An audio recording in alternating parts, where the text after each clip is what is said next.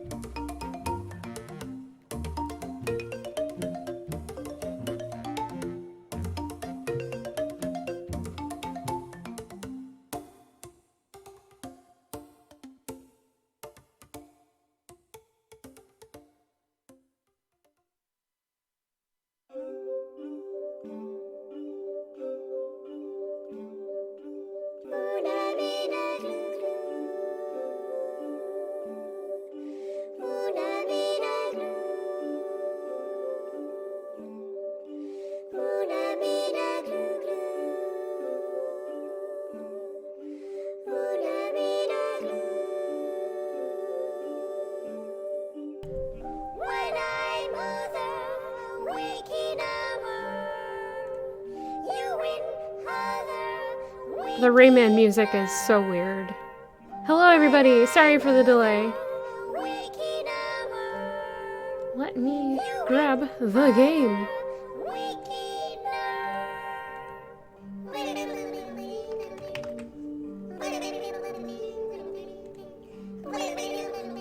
What is this? Alright, before I get too much farther, hello, Illithid Bane. Hello, Fool. Oh, sorry. Fool, hello. Illithid Bane, hello.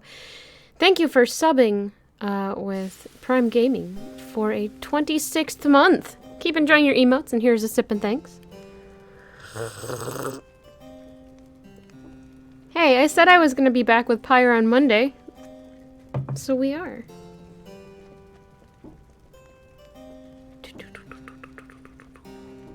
Hello to Synth Pop and Fearlex.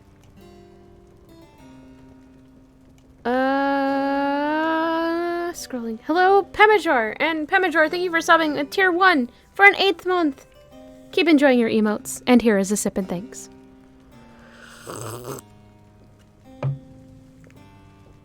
Did I remember to plug in my controller last night? We're about to find out. Oh, hey, cool, I did.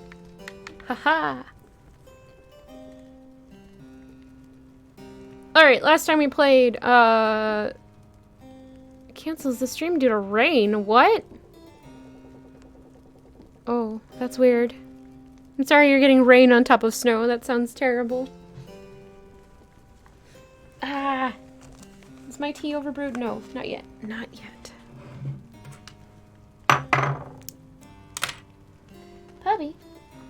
Oh, you just want your cheese. Nerd. Here you go. There you go. You just have to stay in here.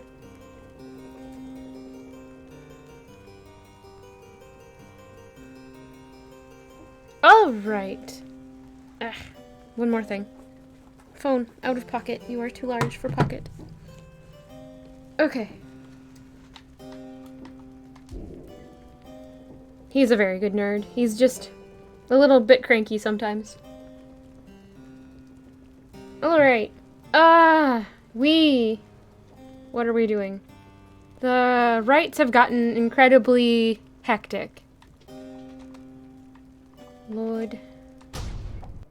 It seems like we are just going immediately back to doing the rite of Ascension. Or for Ascension, I guess. I don't know what we were doing when we left, though.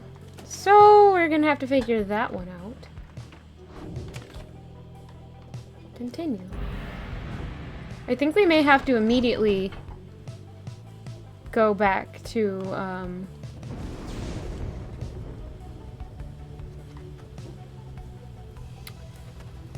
Solium. What's it called? Shoot! I forgot words.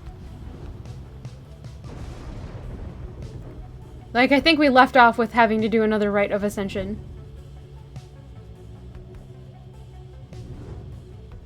What's it called? What's it called?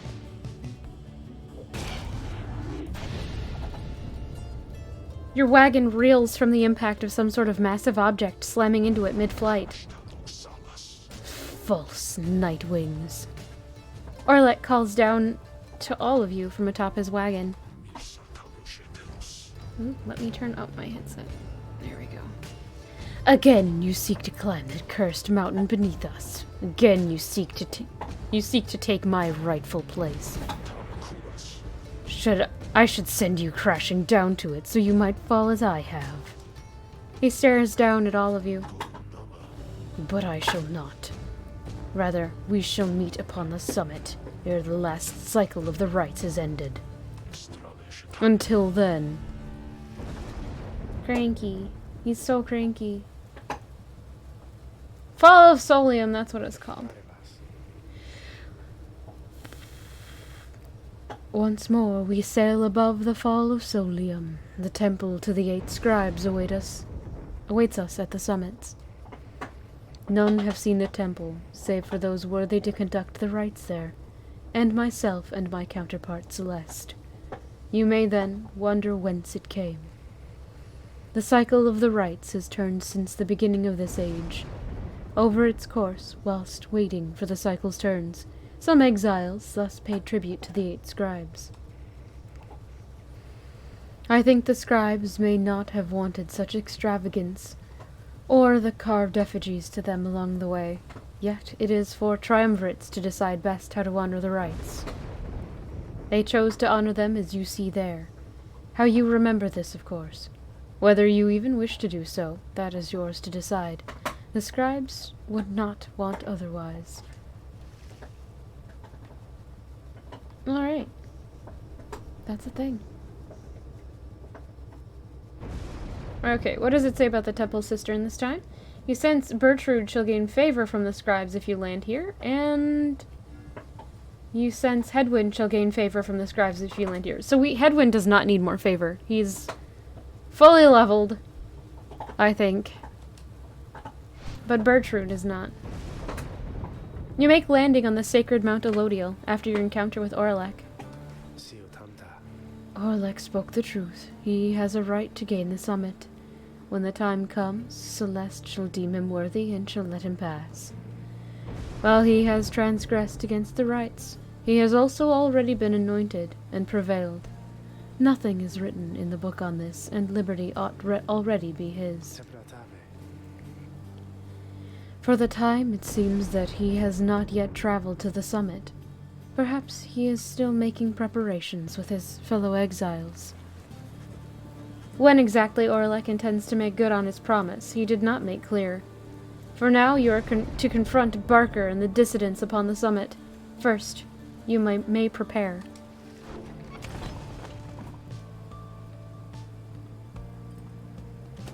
Anybody in here? Nope. Seek the worm scribe's favor. Later that afternoon, you accompany Bertrude through the sublime grandeur of Temple Cistern to the monument of Under King Ors.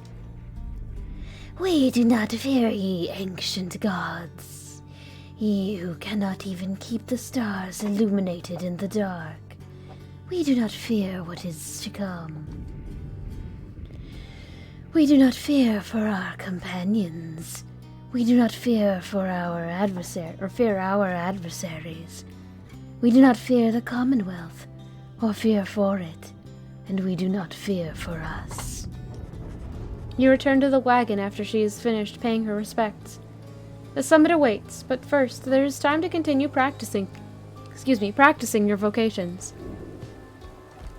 Bertrude gains +3 glory, so we'll probably use Bertrude just for the sake of the fact that she's super fast. Oh no, Bertrude, not again.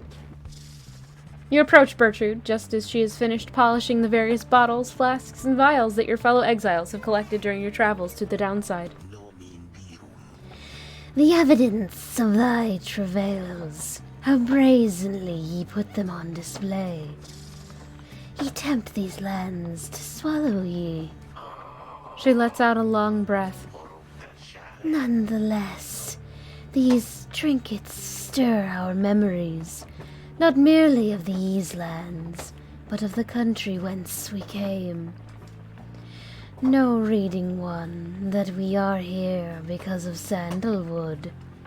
We met him long ago within the southern bogs. He offered many courtesies, and in exchange we found agreeable. We sought them certain reagents necessary to our studies of the heavens and the earth. And he knew where to procure them. In exchange, we were to boil for him our finest inks. A certain recipe, notorious, yet secret. Its stain could never be removed. Oh, but the Commonwealth misliked it. 'Twas then we first began collecting samples of the regions of the downside, for Sandalwood was ever true to his word. Long had we studied this accursed place, Black Basin, the chaos of the deathless tempest, the richness of the bogs of flagging hands, land so far away, and yet they called to us. If Molten Millith was able to traverse the downside in its entirety an age ago, then surely 'twas not beyond reckoning that we could do the same. Furthermore, but she hesitates. It matters not, reading one. Thou hast indulged our tales long enough for now. She slithers away without further explanation.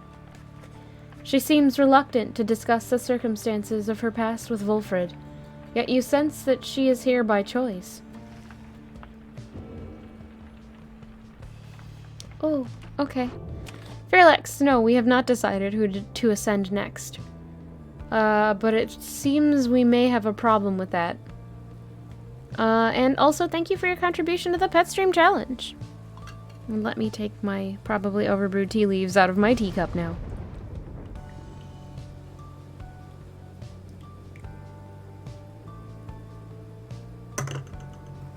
Tea! It's still probably too hot to drink, but... It is! Hooray! At least it wasn't too hot that I burnt the inside of my face.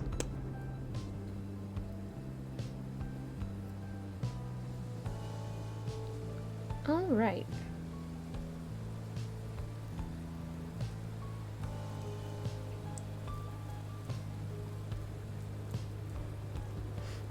So I was contemplating ascending Headwind next, I think. But I'm not sure. He's like my mediumist fast fellow, and I don't know if I want to lose him yet. Study in private, mentor companion. Are we close to leveling up anyone? Not Hedwyn. Not Sir Gilman. Not Pamitha. Wolfred's not gonna get enough. Oof! That's no good. Don't do that. Bertrude might level up from that. So why don't we take care of Bertrude?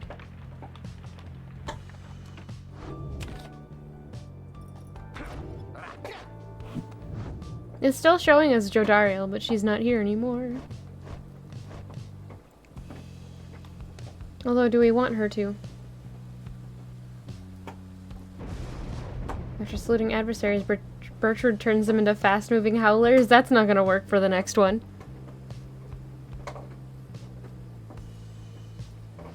See, the problem... I always do that, but it never causes me problems. You still need to breathe. Don't do it if it makes you not breathe. You and Bertrude review the observation... Starting over.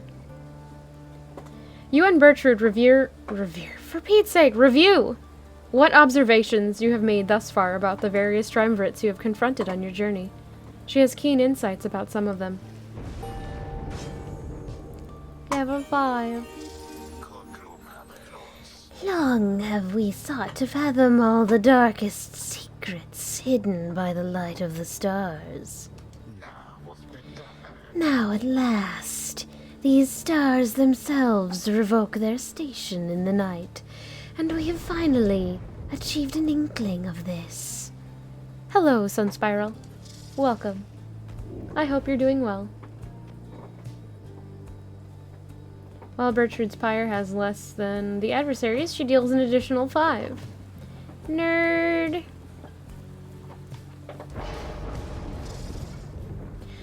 Those who dine confront us. We shall give increasing reasons to beware. Okay. Alright. Onward.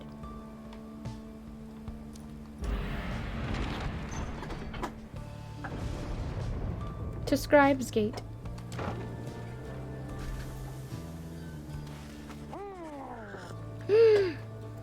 Does this imp have news about Jodariel?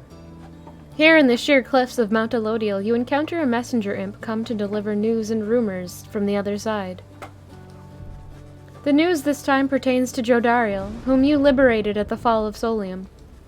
You learn Jodariel's past transgressions have all been forgiven. She soon was to be reinstated on the blood border, on the presumption that she wanted her old status back. In fact, she was offered an especially prestigious leadership position in the First Vale for a demon such as she could not be seen in the streets. But she refused the gesture, rather bluntly, the report suggests. Instead, she sought Wolfred's agents, as well as several of her former fostered sons and daughters, and so the ranks of the revolution grow stronger. The last part of the messenger imp's news must have been damaged in transit, though appears to be in Jodariel's own words. All you can tell is that it says, "Await." You thank the messenger imp for relaying this information. Your companions are excited to discuss the news. We can envision it, a demon such as she, set loose within the Commonwealth. There's nothing she can't handle. I miss her bad sometimes, but I'm glad she's all right. Wonder what the rest of her message said. Having someone of Jodariel's will and stature with us on the other side shall pave the way toward a brighter future. She is an inspiration to us all, or to this night she is at least. The news of Jodariel's liberation fills you and your fellow exiles with newfound resolve. Your companions gain +1 hope in the next rite. Nice.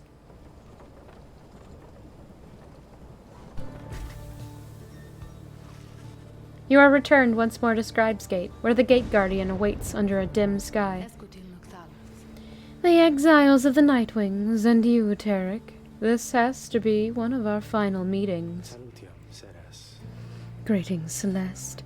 The Nightwings are prepared, and afterwards I would have words with you in private, if you please.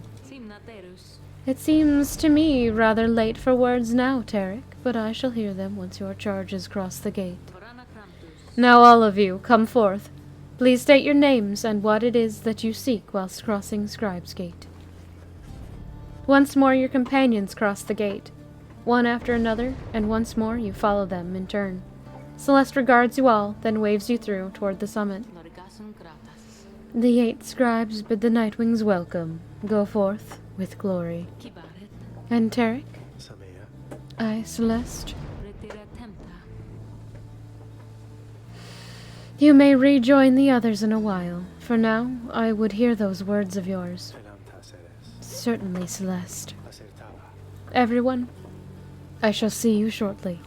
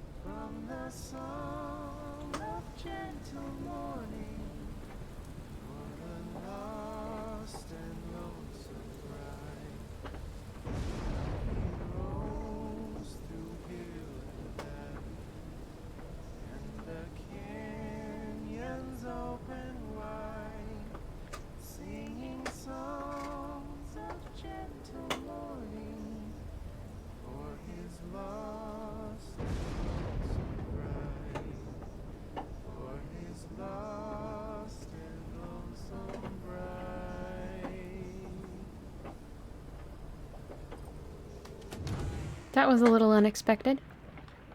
Alright, nobody's in the cart.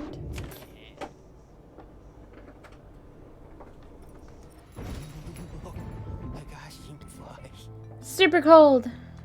Poor little imp. Wait, things are gone. Usable once. Okay.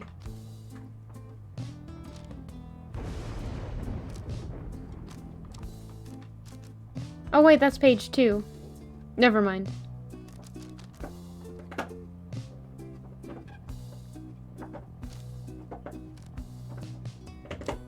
Alright. We don't really have any money, and there's nothing really to sell, so we're just gonna jump right into the next rite. The time has come again to deliver one of your fellow exiles to a homecoming in the Commonwealth, lest your adversaries, the dissidents, achieve the same instead.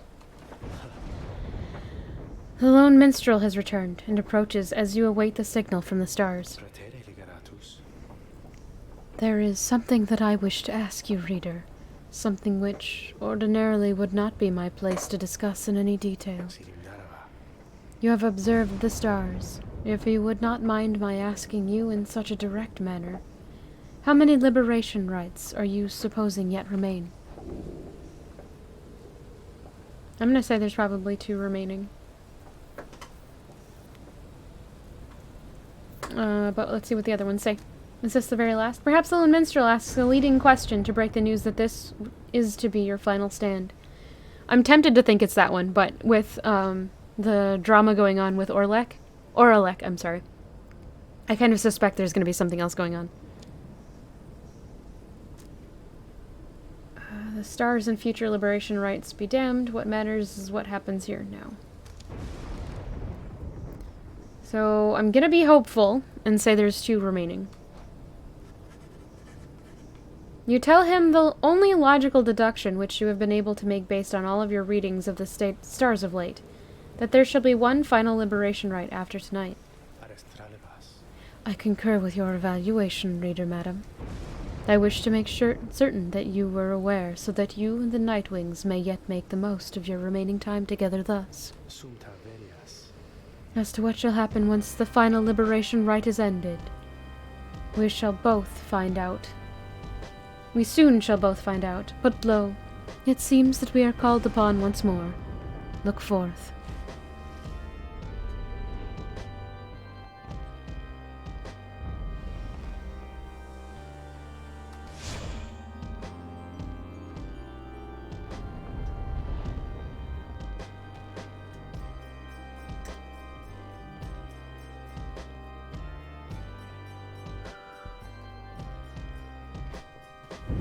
Reader, I would ask that you think back for just a moment, if you please. When you first looked upon the Book of Rites, think back upon the words that it revealed. Oblige the voice that tells you more. Oblige the voice that tells you more. Would that the scribes were here among us still. I would not sing your praises to them, rest assured. Ah, hush. I trust that you shall savor this occasion. You shan't have to One sec, sorry. oblige me for much longer. There. And one more thing. Okay. The pyres burn, and each of the triumvirates is present and prepared. I concur. The pyres burn, and each of the triumvirates is present and prepared. Then anoint one of the dissidents. Come forth now and declare yourself, and pay any respects you have unto your adversaries, the Nightwings. Barker bursts out from some hidden corner, laughing as he paws at his mask. A real pleasure to be here, mates, truly. Barker Ashpaws. Call me Barker, though, all right. By the by, it was a real pisser getting here, you know. Begging your pardon, Barker Ashpaw? You thus speak upon the summit of the sacred mountain. Oh my, so terribly sorry to offend you there, lassie. I forgot we got the stars above there, to make me watch my language. No, let's get one thing straight, lassie. I don't give a bother for your sacred mountain. You take it and you shove it. They're so bad, I'm sorry. Me and my pack, we're here just for the laughs, you got that? The other side ain't any better than this one. We ain't interested in your freedom. But just the same, we're gonna get it. Take it from those wee little babes, they're so antsy for it. Hear that, you Nightwings? You better put up a good fight here or I ain't gonna be happy. Understand? He then shoves his mask back on. Right, come on then. Let's hurry up and get this damn thing started. Oh gosh. Will not miss voicing Barker. Nightwings, your choice. In whose name shall you conduct this liberation rite? I wish you the wisdom of the scribes in making your choice, reader. And I wish you to come prepare our song with me, Tarek. Ooh! Whom shall you attempt to send home this time? Our choices are Hedwyn, Sir Gilman, and Bertrude. But we were going to anoint Hedwyn. This is my shot to go free, but I can't just leave the rest of you. Who shall stand with him? We need the speed. Sir Gilman. A glorious night this is fast shaping up to be, is it not so? Do we want flying or a lot of speed that might not be available to use in the next rite if we don't? She might get summoning sickness or whatever it's called. I don't remember exactly the term. I'm thinking having flight might be a better option right now. It's the Barkers, the dogs.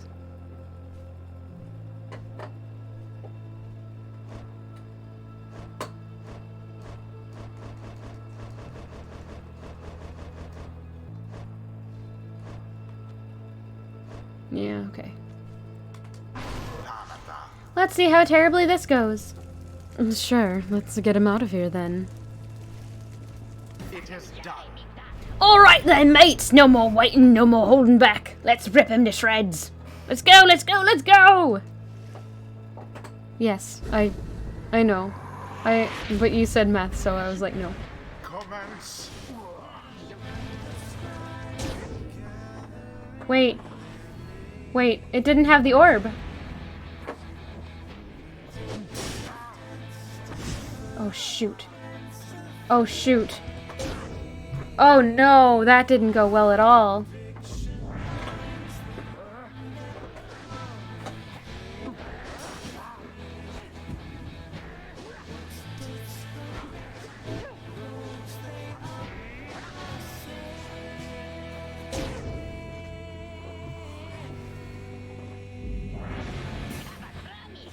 What in the... Alright, mate, something's gone wrong. Gone right funny with that orb, I can tell.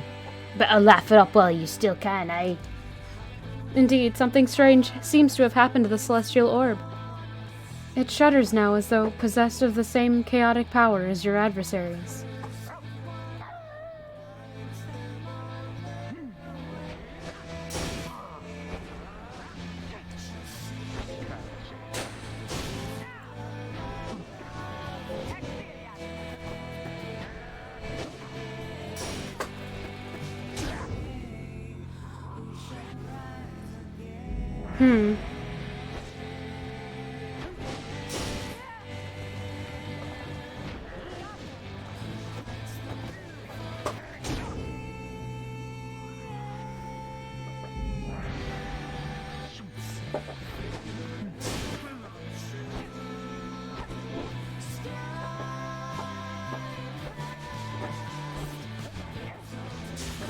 Shoot.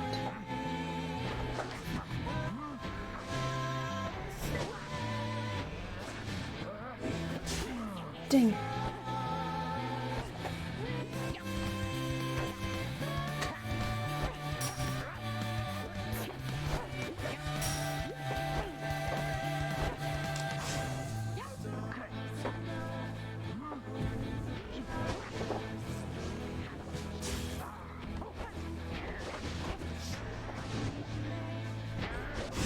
No!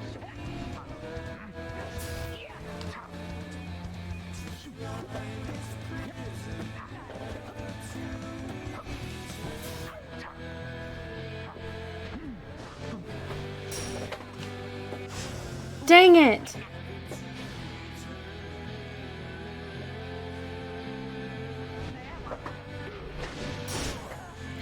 No! I couldn't even control them yet!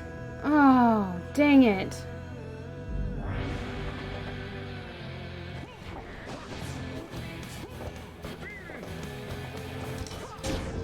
Dang it.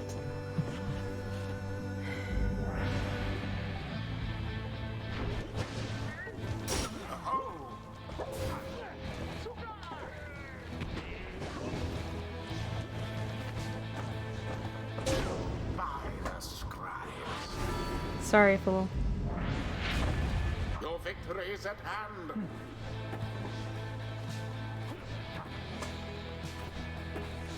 And there it is, at last. The blasted Nightwings proved their worth. Rather convincingly, I must admit.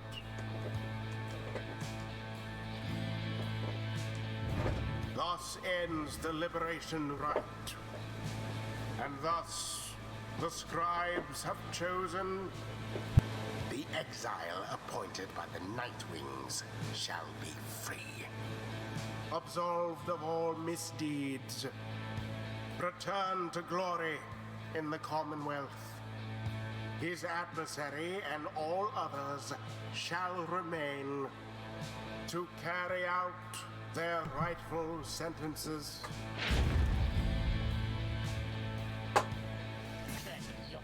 What a joke. Here I was thinking we were gonna make him cry after all this. Come on, mates. I've right at it with this stuck-up place. So let's get out of here already, eh?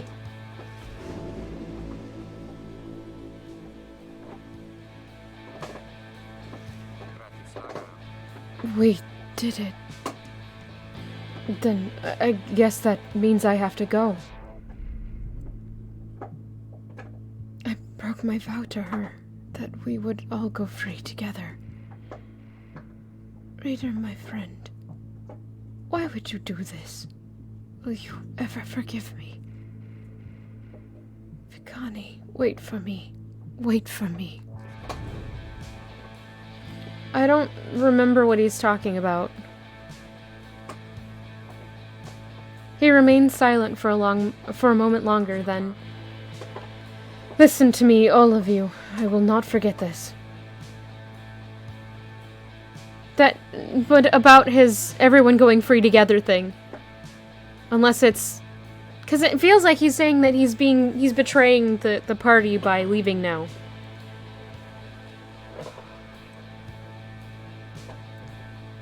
So now I'm concerned that Fikani is actually in the below or downside. If there is anything at all that I can do back on the other side to help the rest of you, then I am going to find it, and I am going to do it. And at the very least, I will do everything I can to make sure that by the time more of you come back, or come join me back at home, that it'll be a better place for all of us. Look, I don't have long now, so just thank you, all of you. I won't forget this. Then he plunges out of sight into the shimmer pool. His voice is audible, but growing faint. It's happening. Goodbye, my friends. Reader, everyone, goodbye. Until we see each other. Godspeed, Edwin. The cycle of the rites is nearly at an end.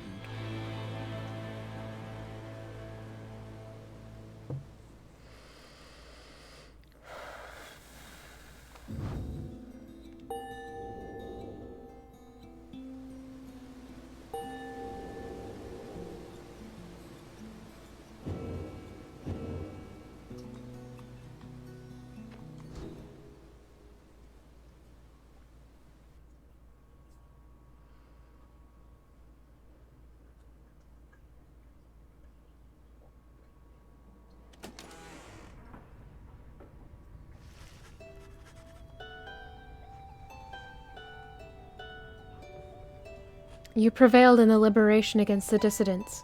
Already does the Black Wagon feel quieter than usual without Hedwyn, who returned to the Commonwealth. You overhear some of your companions reflecting on this.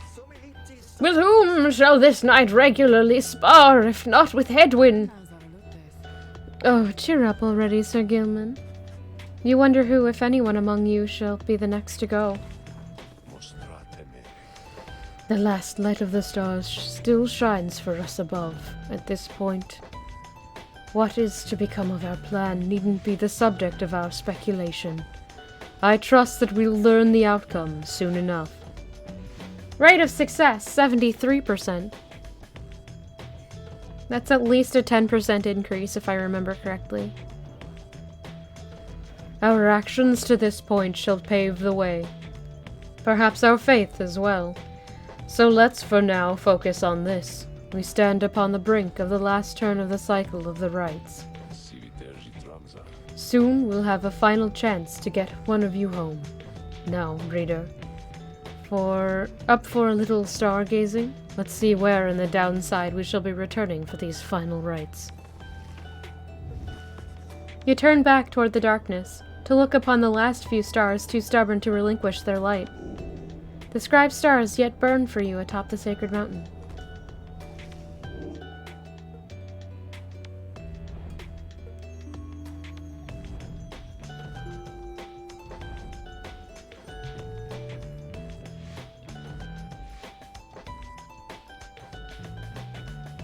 So we have Ha'ab fighting the Pyre Hearts goal with Dalbert and the Fates. Pyre Hearts and the Fates, and the Withdrawn. Oh no.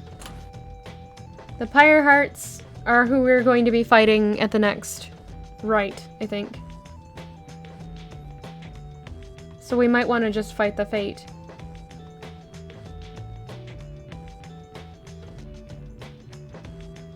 I'm fine with the Pyre Hearts being who we fight next time.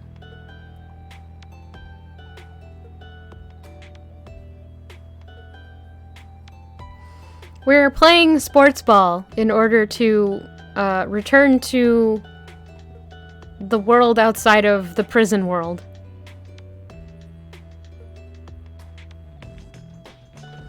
So let's see.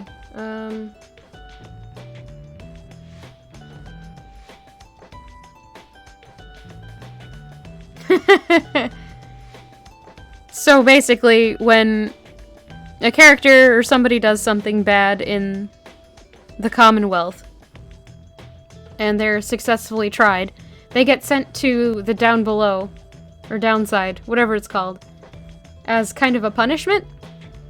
And then there were some people who were originally sent down who banded together to create some sort of right to help people leave.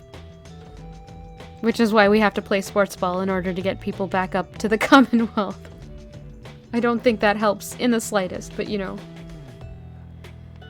Alright, so I don't want to fight the Chastity at the rights, so the Pyre Hearts can keep their status.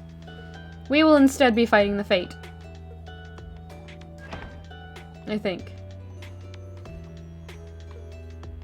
Because I don't want to fight the Withdrawn.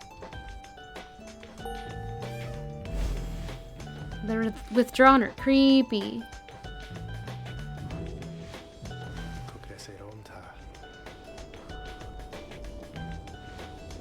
Once more you are to face the fate then, although I wonder.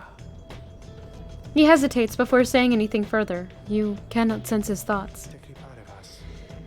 I apologize. I was lost in thought there for a moment. Let us make way for the Ridge of Gold, where everyone is feeling more refreshed as much as possible.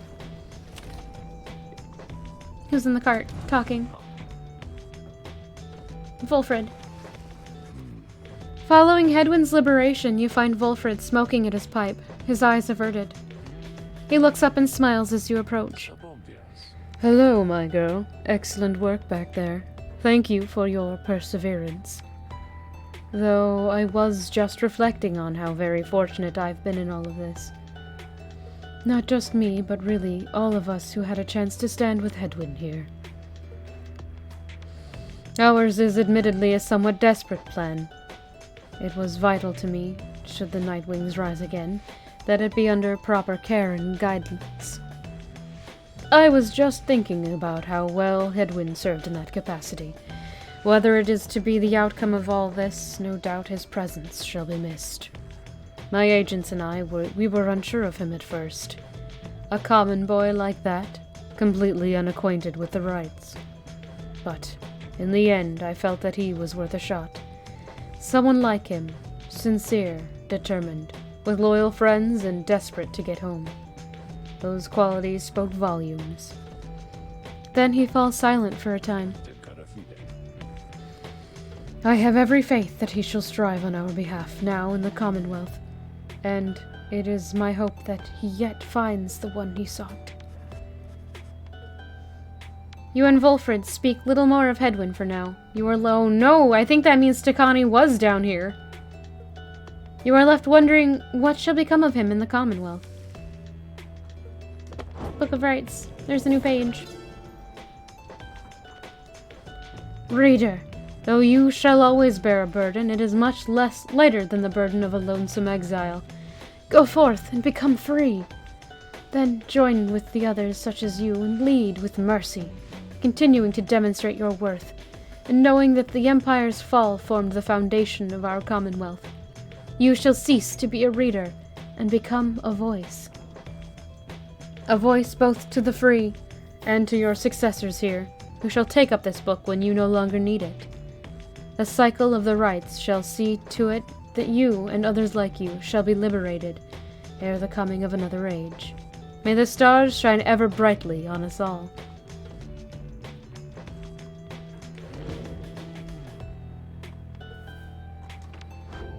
Alright, it's time.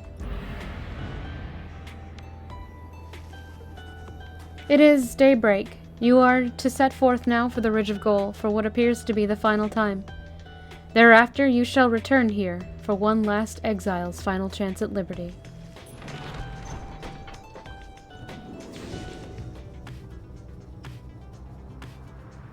This looks kind of bad. The color scheme for the Ridge of Solium has slowly changed from a very cold, pale blue to a warm, fiery orange. That does not bode well.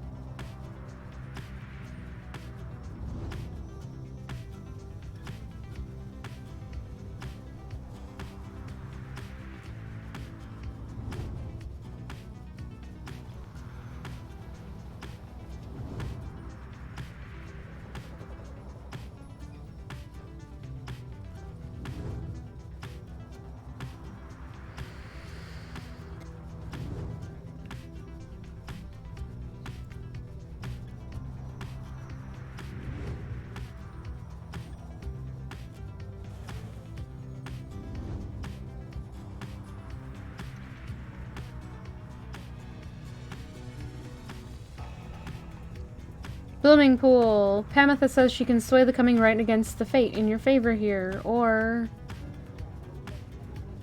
Bertrude expressed interest in taking this route. Bertrude is leveled up, Pamitha is not, so we're gonna land here.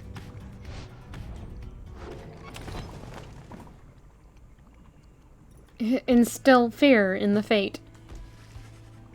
You do your best to keep up with Pamitha as she delves into the rolling hills of Blooming Pool. She indicates that some of her winged sisters may be nearby to lend their aid. This... 1 second, sorry.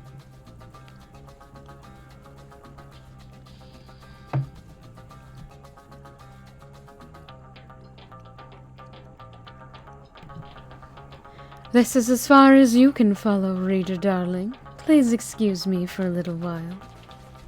She swoops off, leaving you on your own. Some time passes, during which you can almost feel the downside encroaching all around you. And then... Well, that was certainly interesting. I suggest we get out of here. It would appear the Fate soon will have a little accident that should dampen their spirits. Pema ensured the Fate shall suffer -3 hope for the next rite. That doesn't bode well. I feel bad now. Ridge of Goal. Let's go.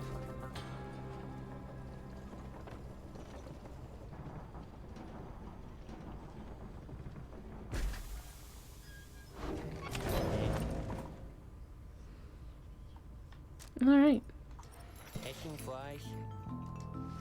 Where's that headwind guy? I liked him, he says.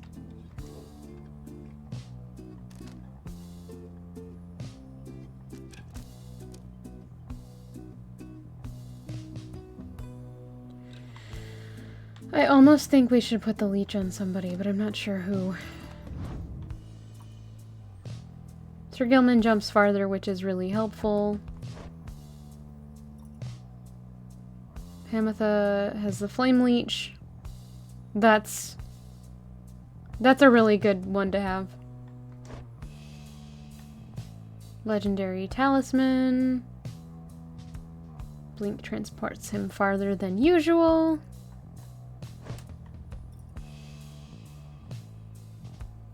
Pierces through solid objects. No, I think that one's good. We only have 4 people now, so nobody's allowed to get summoning sickness.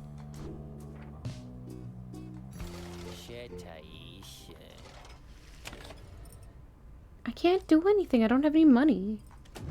Don't get upset with me. You know how difficult it is to find money down here?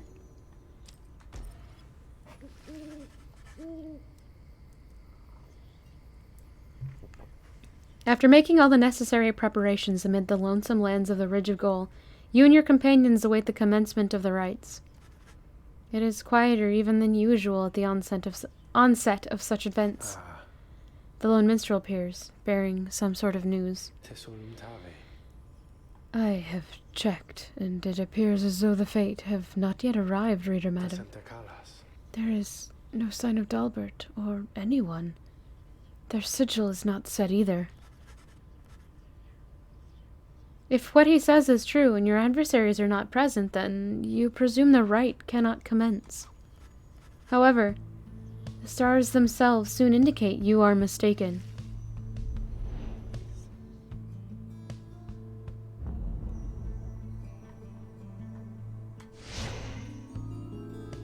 Well, crud.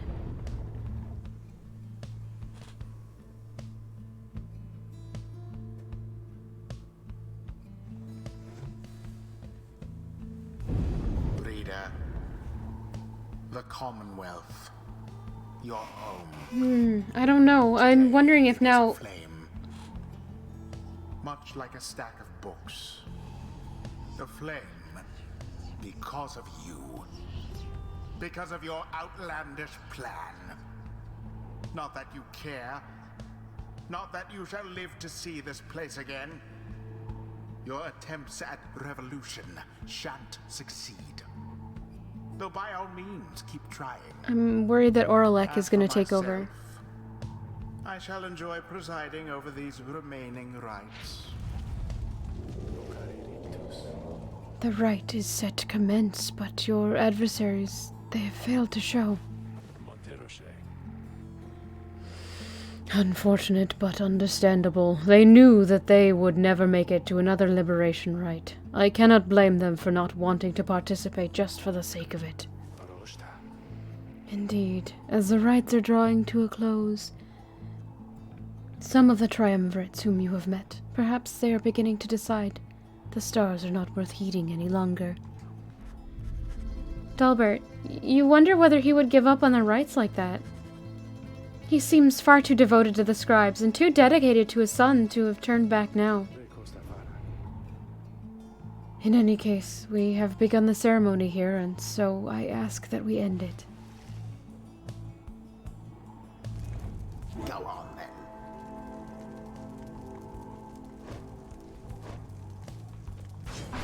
Wolfred.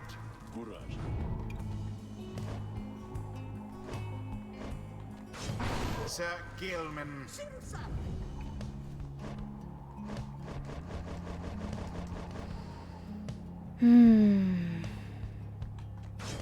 Bertrude. Italian. We take no pleasure in snuffing out a flame disowned.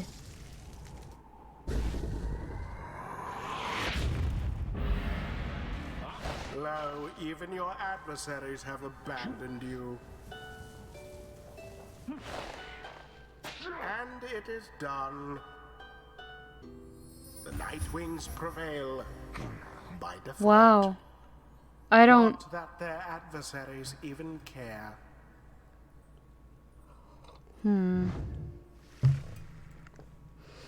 I'm afraid the last battle is going to be a free-for-all. Like, it's going to be all of them. All at once, fighting against one team. We're not the only ones who can start a revolution.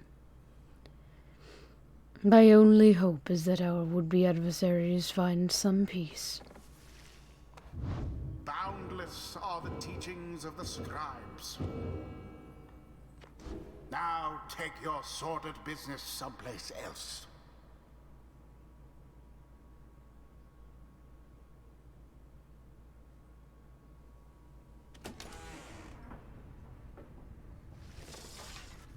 No one speaks further of the fate back at the Black Wagon. Everyone is instead preoccupied with the rite that is to come. Thus does the final chance at liberty present itself at last. Then... I'm afraid so. Our plan is an imperfect one, yet here we are, faced with this vital opportunity. He looks over to you. Raider, my girl, please go see for yourself.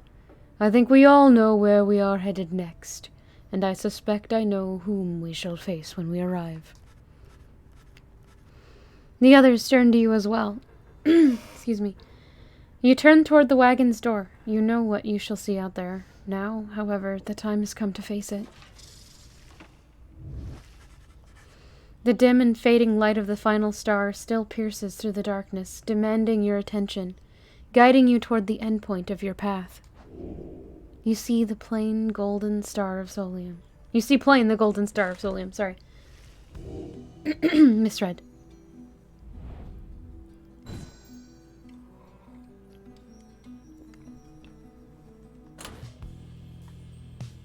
Yeah, it's just gonna be Oralek. Because Shoot, 1 second.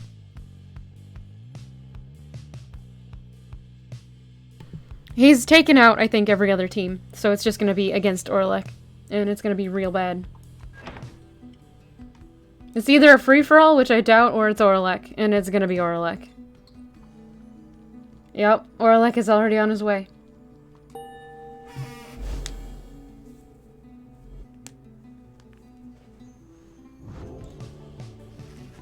You are summoned to the Fall of Solium for your 7th and final liberation rite. Thus shall the cycle of the rites be ended for an age. You sense that, if the rites ever shall commence again, it shall not be during your lifetime or that of any of your companions, even the longest-lived ones. The stars reveal to you one more thing. The adversary whom you face shall be Orlek. Already he has crossed Scribe's Gate and awaits your arrival. If the 8 scribes created the Nightwings in their own likeness, perhaps it is only fitting that the Nightwings should, in the end, be forced to face themselves. Orlek, curse this damnable cycle, that it must pit us against him in this our final chance. Let us retire for the night. We shall not have many more chances for rest before our journey's end. The group disperses as exhaustion sets in. At dawn, you fly to Mount Elodial to make a final effort to achieve your plan and get somebody home. But who? 75%. Ah, hair, please.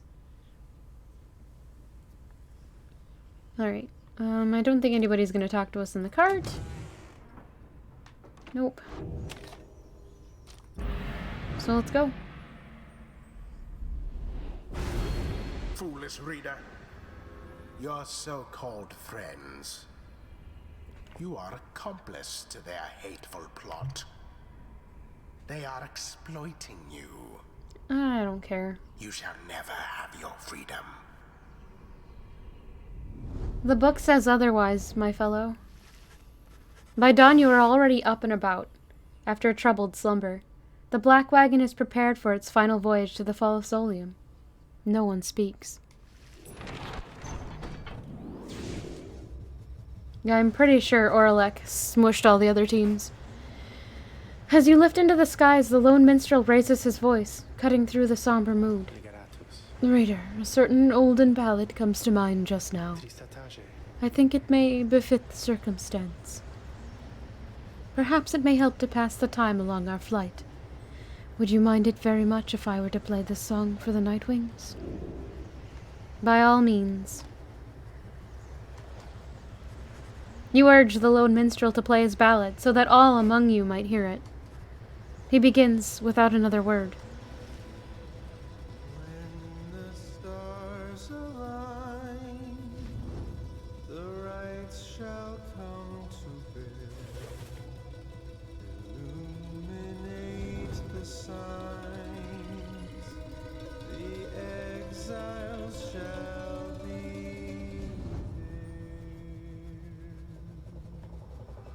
All are not the same, but 3 shall be as one. Freedom in flame, the end has just begun. Strands may break our own, but twisted make a braid. Together on their own, the journey shall be made. The journey shall be made.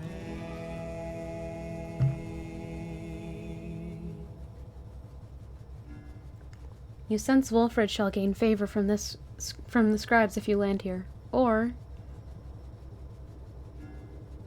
you sense Pamitha shall gain favor from the scribes if you land here. So we're gonna land here.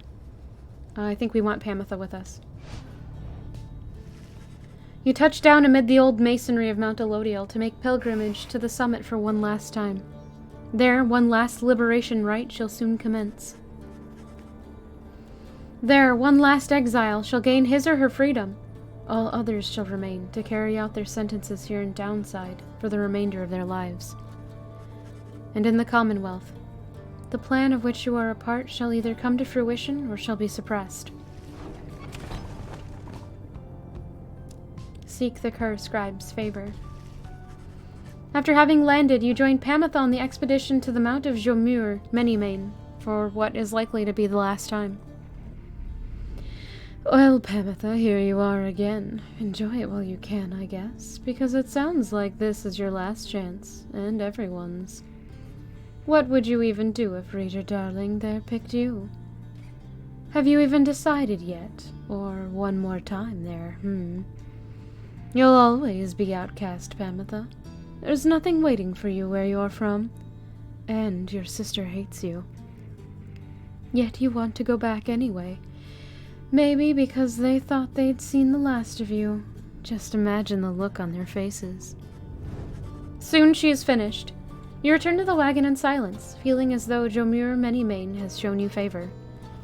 At dawn you shall begin your ascent. For now, your vocations may occupy what little time you have to spare. Pamitha gained +2 presents.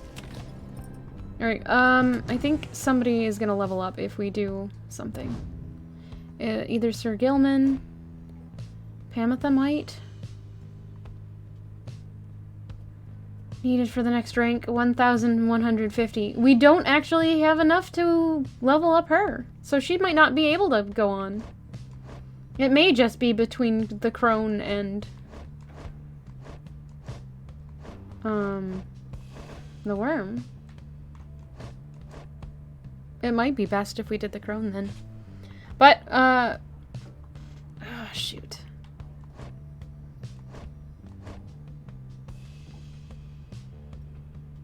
Our only option, I think, then is to level up Sir Gilman.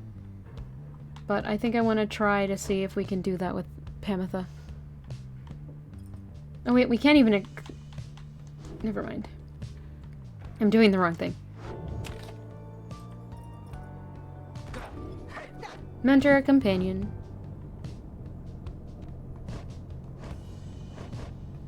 So we'll mentor Pamitha to see if we can maybe get her to level up. Brutalist Toes, thank you for subscribing at Tier 1 for a 14th month. Dang, keep enjoying your emotes, and I can't believe that it's been a whole year, or more than a year either.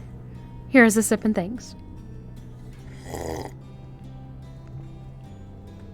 Why, certainly, Reader Darling. How good of you to ask. You and Pamitha go over what you know of the celestial landmarks you have been to, and how their properties impact the Nightwings and the Rights. You can tell she knows many of them well by now. Not quite. I spent my life among the mountains. These places all felt very new to me at first. I don't think she's going to be able to be ascended. But that's if we're going to manage to succeed here.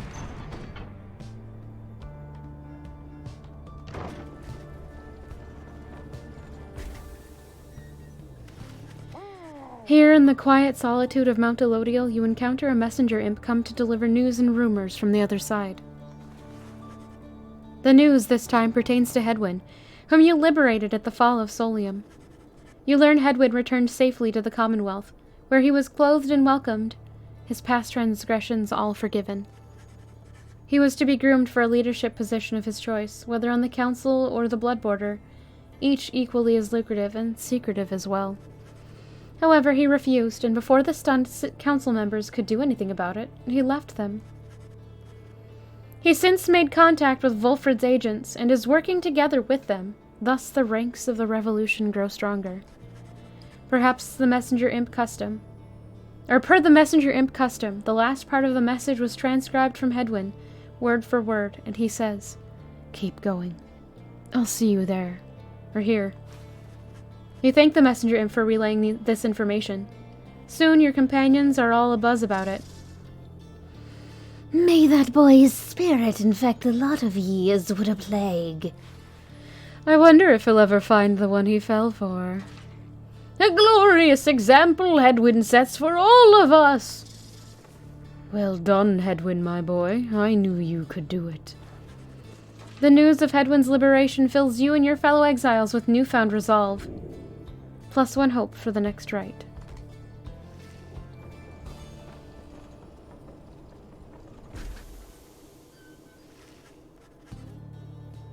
You stand before the scribe's gate with your companions. The gate guardian is there as ever, but you sense something different in her. The exiles of the Nightwings, we shall not meet again after the coming rite. Tarek and I, it shall be the time we take our rest, I think. Greetings, Celeste. I would tell you that the Nightwings are prepared, though this time I am uncertain anyone amongst us feels thus. We have a duty to uphold, Tarek. And then what, Celeste? And then nothing. Not for the rites, or us, not until the dawn of a new age. Now, Nightwings, step forward. Please state your names and what it is you seek thus, or that you seek whilst crossing Scribe's Gate. What do we call this headwind in a ship, Eldnina? One by one your fellow exiles approach her, now with sureness in their step.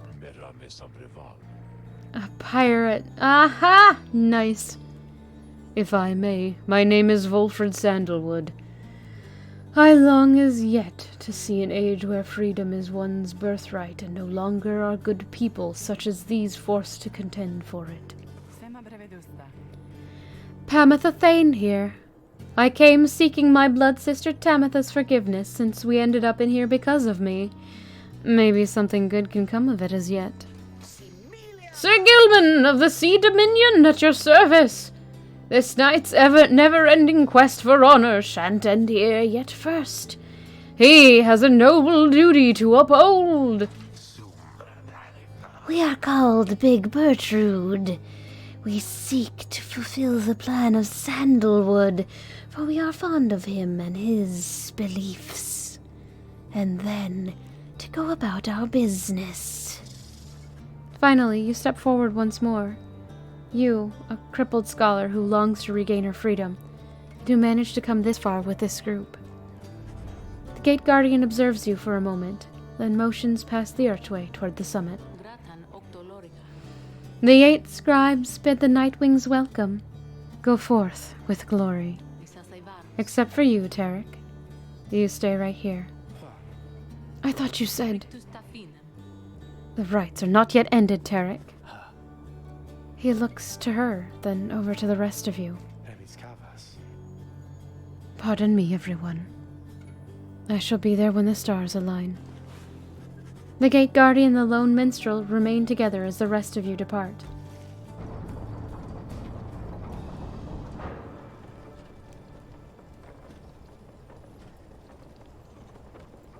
Hello, slightly sprightly.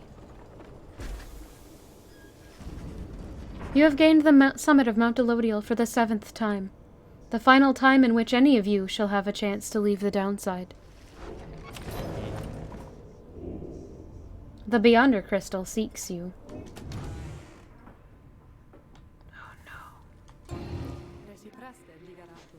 Thank you for visiting on such short notice, reader. I understand you have important matters to attend to. So let me be blunt. Please listen for a moment, then.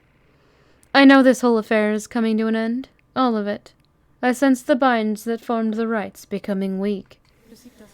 Which means, soon, you will not need me anymore. Not that you have needed me at any point, but still. My services will not be of further use. I would love to tell you that this means I shall be free from my eternal prison. For some of my Beyonders, it shall be a release. My accomplices are bound by weaker words than those which have bound me. They shall fade away, I think, and finally rest. I, however, shall remain. She hesitates for a moment. Thus, I have a proposition for you. I do not know where you shall go from here, but I ask you to take me there, wherever it shall be. By that I mean, take this stone prison of mine and keep it.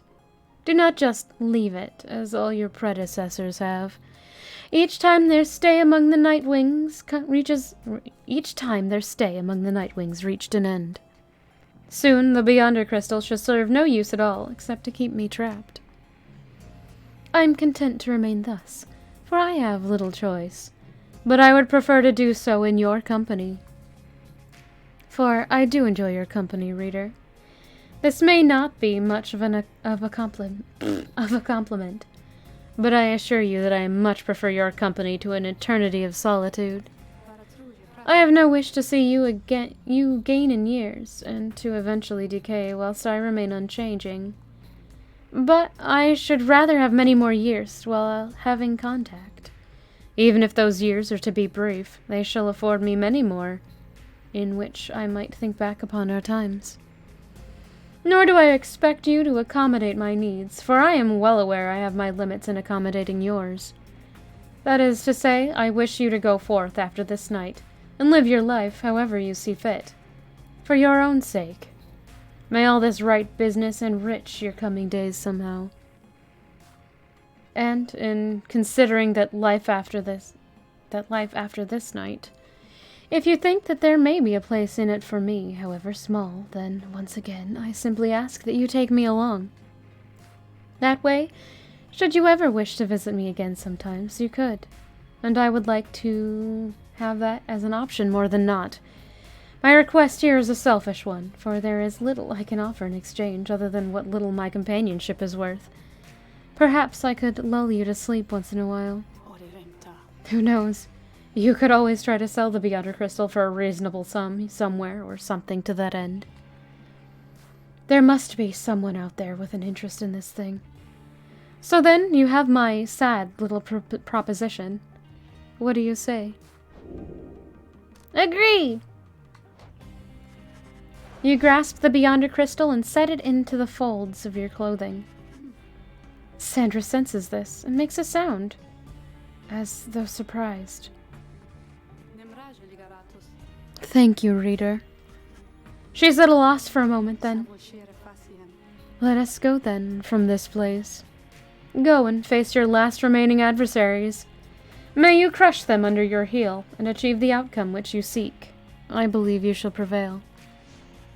She disappears into the stone, for now. Keep it with you. Suddenly silent. Wait, what's this? Sola shell. The sparkling thing in its center is, in fact, its heart, which it airs out from time to time. A keepsake from the Sea of Solace. Only a monster would attempt to remove the heart, or would have the strength.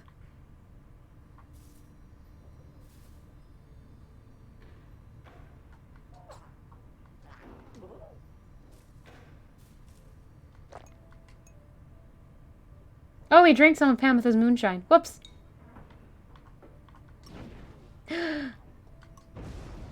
Oh my gosh. I never even tried to mess with this.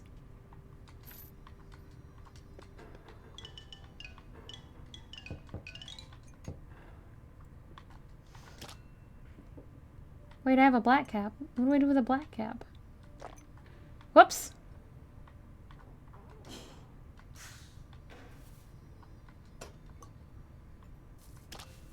Downberry.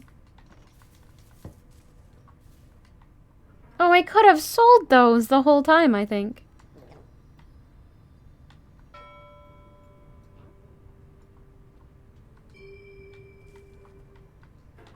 Whoops.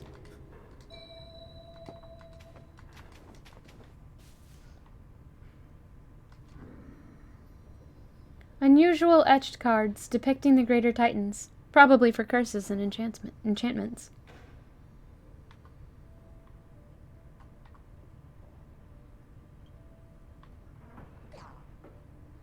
I don't think there's anything else we can really do.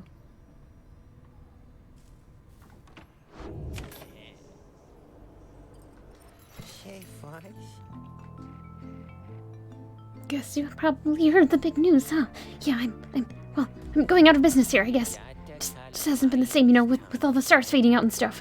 Anyway, just wanted to say you guys are great, and I'm sure gonna miss you guys at as customers and all that. But I got some good news too. All my stuff is on sale now, and I will throw in a little extra just for you, okay? So enjoy. Maybe I'll be seeing you guys around, okay? Henceforth, all of Falcon Ron's goods are 5% off. Great.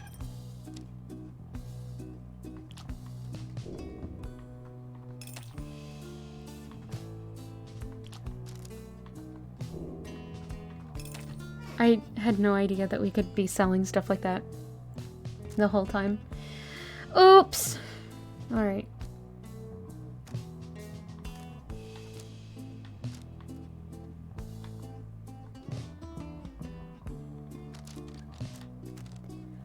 That will be it, I think. Excuse me. You guys are really my favorite customers, you know? Alright, before I do this last rite, I am going to take a quick break. So, if you'll excuse me, or not, whatever, I will be right back.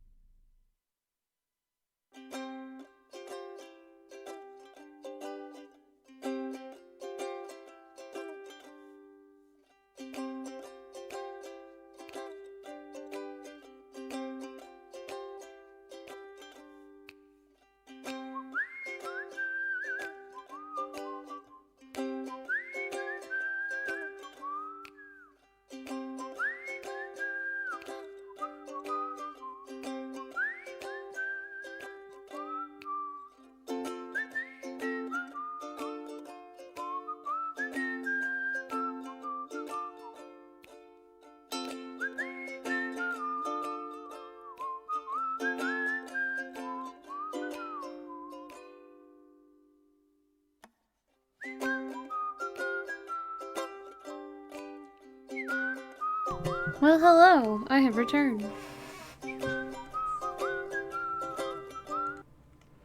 Pause that.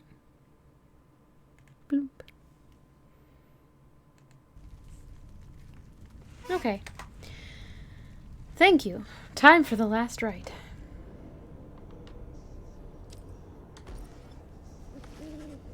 You have gained the summit of Mount Elodiel for the 7th time. Very few stars remain above you, or above to light your way as you await the commencement of the final liberation rite. Ah, yeah, I figured. The lone minstrel finds you clutching the Book of Rites, seeking there, perhaps, some bit of wisdom that has eluded you thus far. Reader, we may not get a chance to speak again after this. I may have to go. I wish to say that I am grateful for having made your acquaintance, and I shall remember you with fondness. I wish you well this night, and always go forth with glory. Then he looks up, and he extends his hand in friendship. You clasp it. You see Volfred has joined you. All of your companions are there with him, in fact. It is strange for me to say, given the circumstances of our meeting, reader, but it has truly been a pleasure. Onward now, let us achieve our plan. Reading one, thou art both wiser and less irritating than most others of thy kind. We have learned something from thee, and we are grateful. Master Reader, it has been this night's greatest honor to have served with you. Let this be our most glorious stand yet. Well, Reader darling, what do you say we give those old scribes a real show to remember then, shall we? You look upon your fellow exiles, your companions with whom you have withstood the downside, and with whom you shall now conduct this final rite.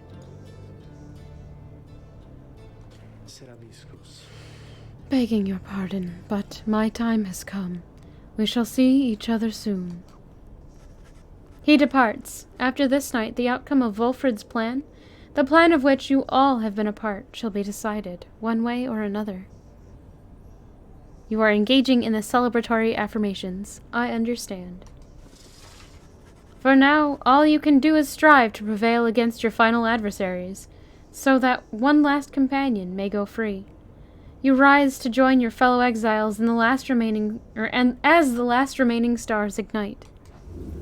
The final liberation of this age shall now commence.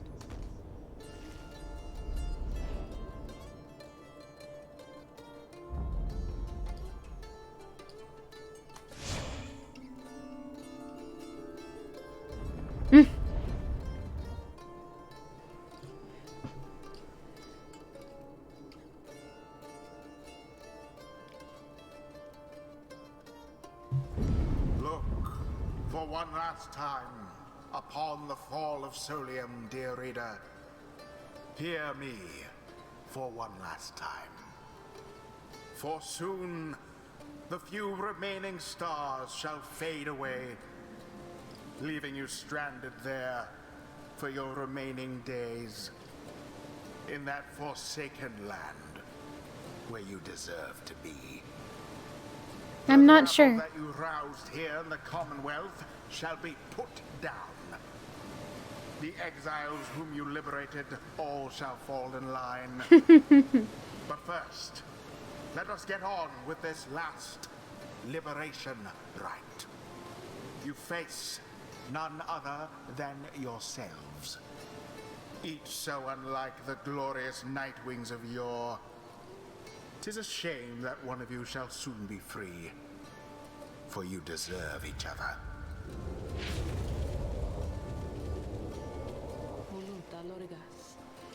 The pyres burn, and each of the triumvirates is present and prepared. But before the lone minstrel can concur as per the custom... Not another word! The demon Orlick slowly raises his clawed fingers to his mask. The false Nightwings have arrived at last. Long have I awaited this. My freedom once was stolen from me. Then I was cheated of it here upon this mountain top. You may now attempt to take it from me once more. He stands there for a moment, silent. Then Orlek dons his mask and stands prepared. May these damned rites cease forever for the misery which they caused. Plus 40! Holy no. Please no.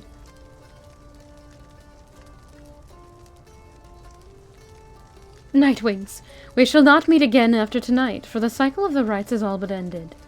Thus I would have your decision. On whose behalf shall you conduct this final liberation rite? The one whom you anoint, or else the exile Orlek shall be returned. Godspeed, reader. You know what is at stake better than I. I have utmost faith in you to make the best decision and conduct this rite with glory. Nightwings, the star's remaining light grows dim. Your decision, please. It is time now to choose who, if anyone among you, shall go free this one last time. The rest of you shall remain in the downside to the end of your days. One by one, you meet the gazes of your fellow exiles. Pamitha, Wolfred, Bertrude, Sir Gilman, your fellow exiles, your companions, your friends. Together you have come this far, but now the downside and the rites conspire to tear your group apart and disrupt your plan.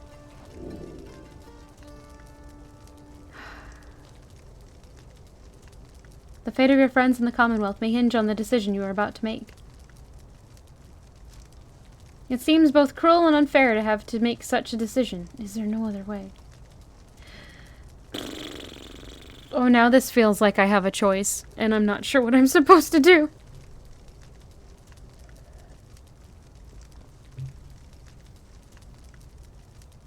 Uh-oh. I know there's probably multiple endings to this.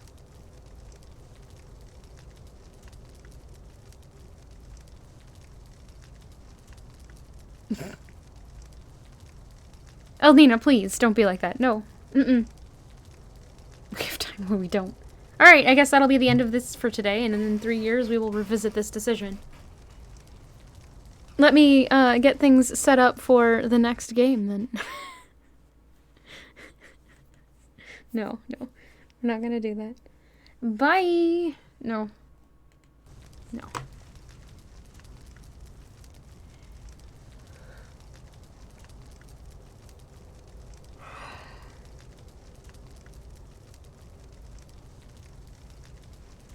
Are you prepared to choose this one last time? There is no turning back. I'm a little worried that there might be like a multiple ending scenario. And if there is, then this is definitely a point of no return. But there is no turning back. I think we should just go and do it. It'll probably be like, hey, you have to do this. So, yep.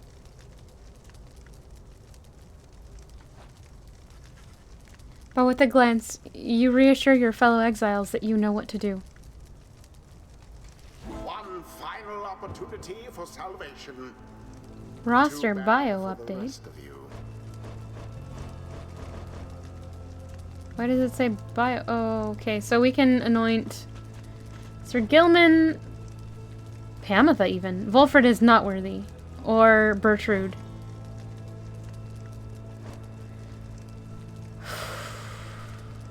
Alright, I'm trying to decide right now between Pamitha and Bertrude. And maybe Sir Gilman. But maybe not. Like, except that if we leave Bertrude, then Wolfred won't be alone.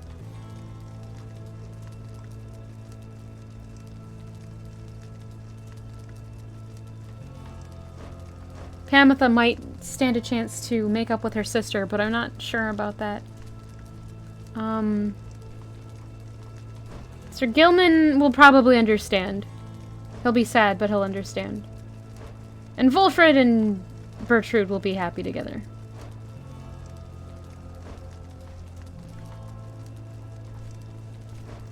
I don't know if either of them will be happy. So maybe we should try to do this with Pamitha. Alright. It's too late. I tell you that you've made a terrible mistake there, reader darling, but I think you haven't made as many as I have, so I'll try to not mess this up for either one of us. Your choice is cast. As for your other companions, you sense a clarity of thought and purpose in each. They stand ready to support Pamitha as well as you. Who shall be at her side? Bertrude.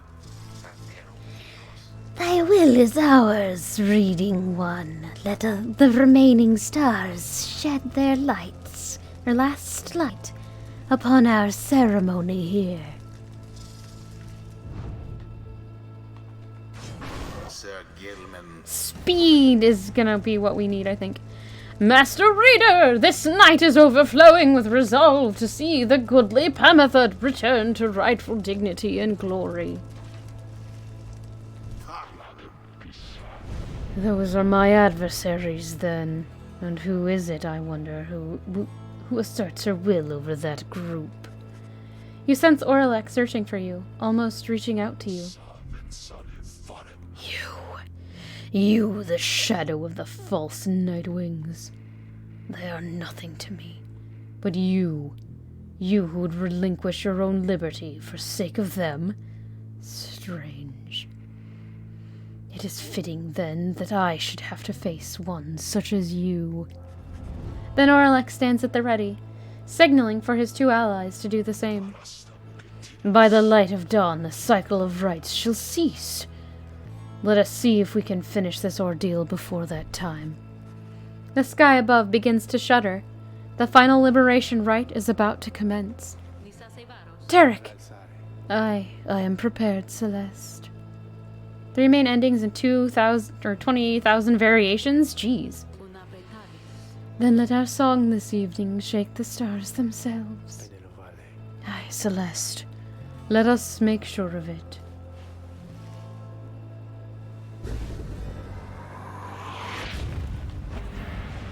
Begin.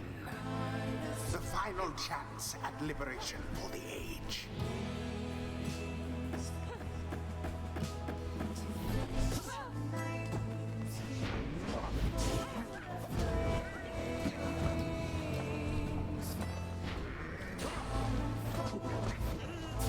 Shoot.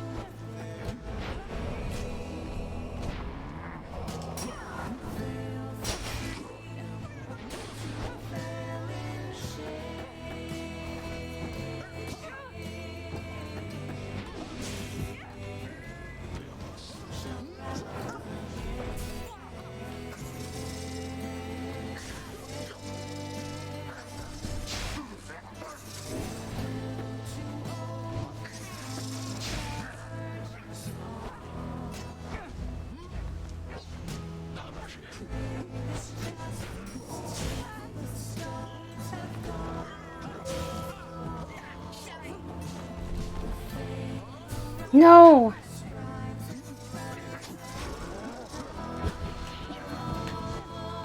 No, that's not what I wanted to do! No!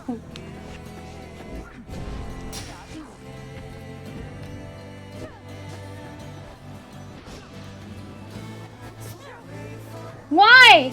Oh no!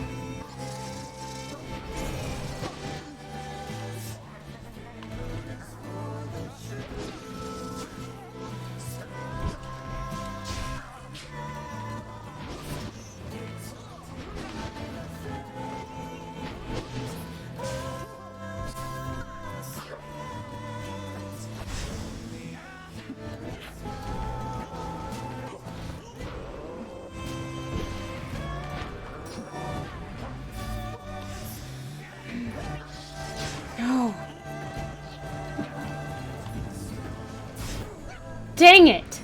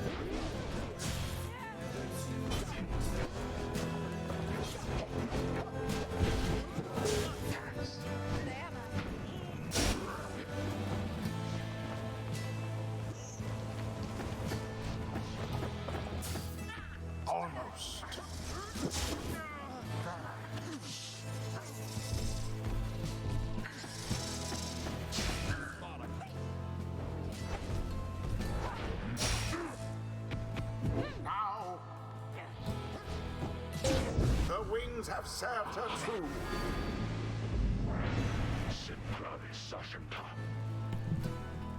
The sky rains ash. Soon Soon shall your power's own mingle with them. Just then, the skies above began to rain down fire, the final throes of the cycle of rites and the ending of the age.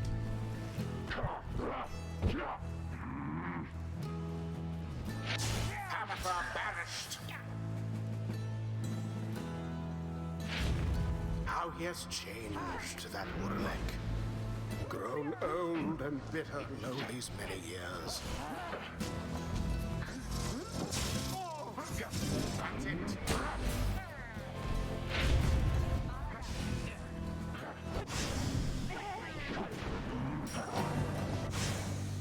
Pathetic. Your Pyre spies.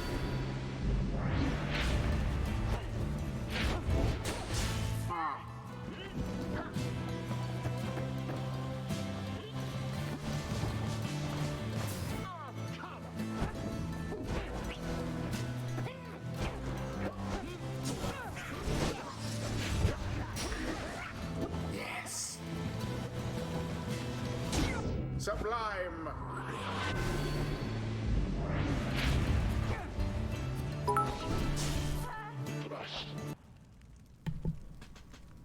Fairlex, thank you for the 1 bet. Here is your sip. Thank you for the good luck.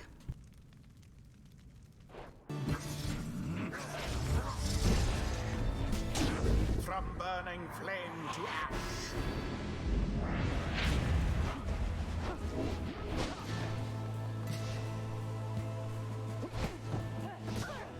Ouch. Banished from this place.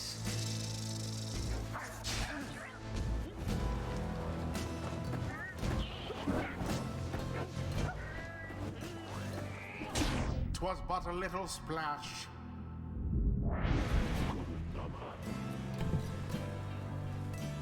All of you shall rot here. You shall rot as I have all these many years. You false nightwings who would deny me once again my rightful liberty. What do you mean about a little tree thing? I'm not sure what you mean.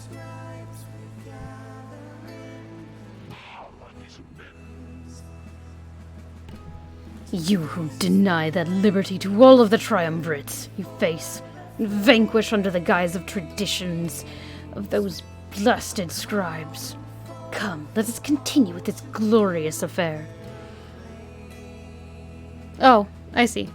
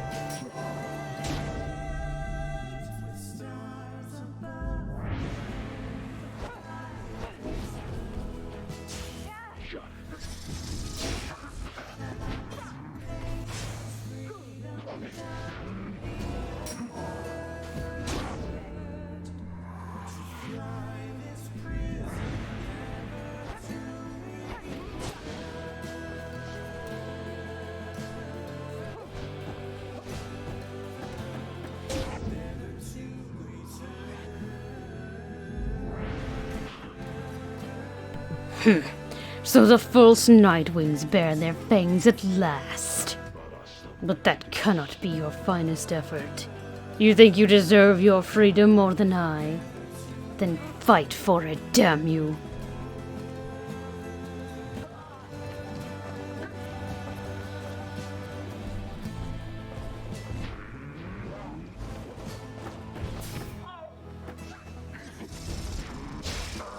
Order is banished. But how? Bask in the purifying flame.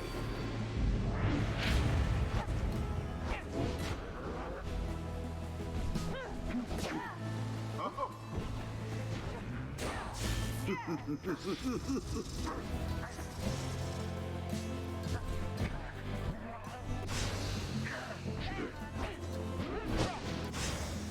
Quite foul for the Nightwings. Their aim was true, and thus your pyre wanes. Your pyre's flames now threaten to die out at any moment. I think this is the finishing of the game. Orlick makes a sound like laughter, but says nothing as he prepares one last assault against your side.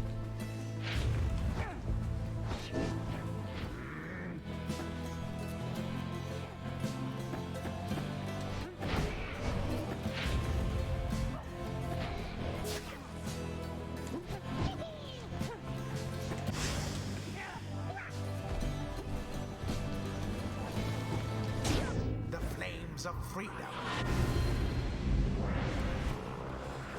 Orlick stands breathing heavily. He looks back on the thin lick of flame that is his smoldering pyre before turning his attention back to your triumvirate. Ah.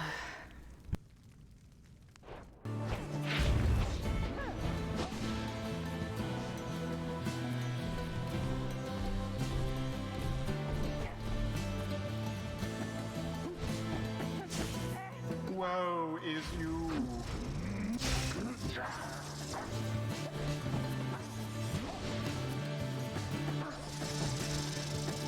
And there it is. The Nightwings proved their worth. Of their adversaries, the same cannot be said. Thus ends the liberation rite. And thus, the scribes have chosen. Not bad there, reader darling. Just another night in the downside, no? Ah, don't worry. I would have, I would have doubted myself, so don't worry. Ah!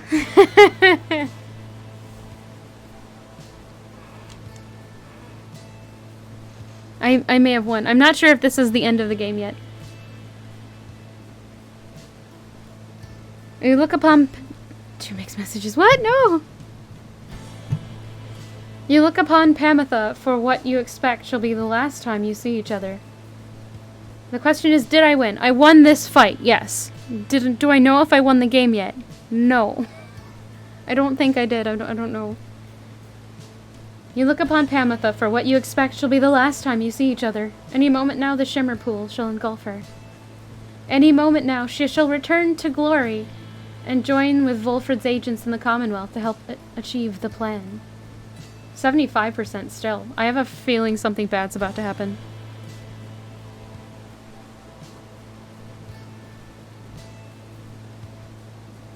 Okay. Any moment now, the cycle of the rites shall end, or until at least the dawn of a new age. Any moment now. And thus, the scribes have chosen. And thus, the scribes have chosen. Uh-oh. And thus, the scribes have chosen. No. Nightwings. Reader. What have you done? Thank you. Damn, did we already miss our chance? Each prior time upon the fall of Solium, the Shimmer Pool has opened. following the liberation rite and taken in whichever exile prevailed. But now, all is still, and the light of the stars above has all but died. You sense a growing fear that it is already too late, and the shimmer pool shall not reveal itself again. Orlick approaches, his head bowed. The 8 scribes saved their greatest treachery for last. Then something else catches his notice. Wait. A sudden rush of starlight cascades through the stillness of the summit. The shimmer pool has appeared again, different somehow, but open. Pamitha looks upon it, but it does not engulf her, or at least not yet.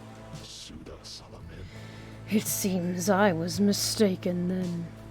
The 8 scribes. This is not their greatest treachery. It is their greatest jest. The shimmer pool is flung wide open. It seems that all... Whoa! Wait, what? Maybe? It seems that all are worthy now of freedom. Orlick strides toward the shimmer pool, but... Halt, Orlick. Orlick glances over at the lone minstrel, almost in surprise. The shimmer pool has lost most of its strength. You step inside, You shall surely drown. Of that I can assure you.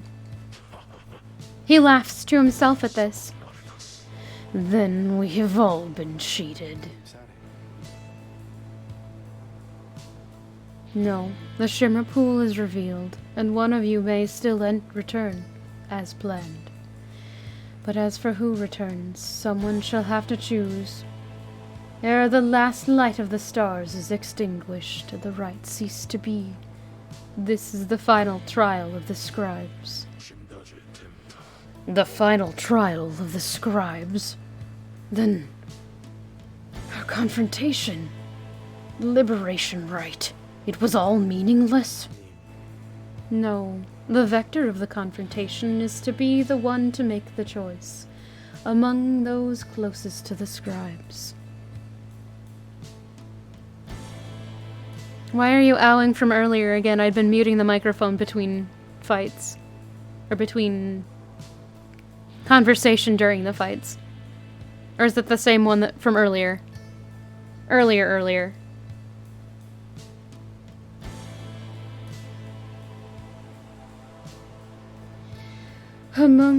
Oh, that one. Alright, sorry.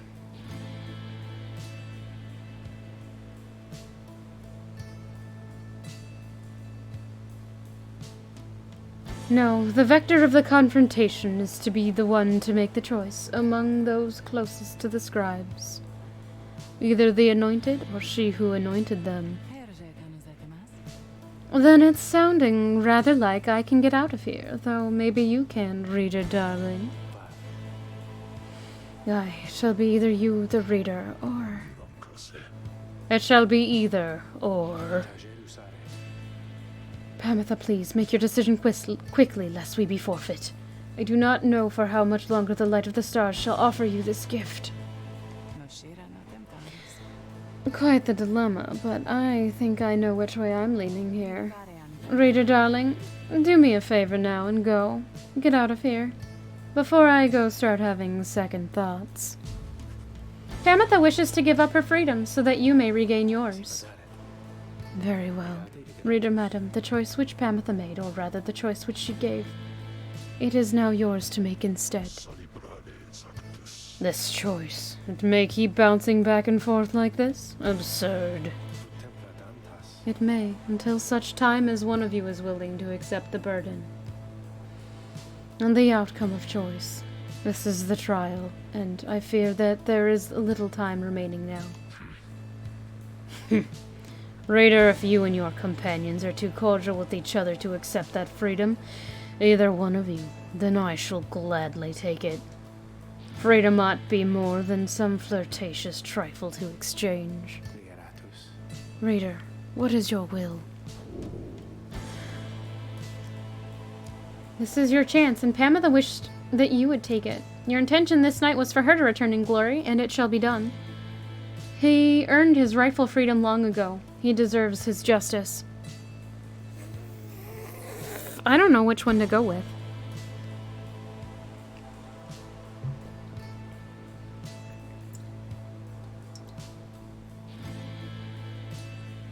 Choices, I know. Honestly, Orlek does deserve to be free.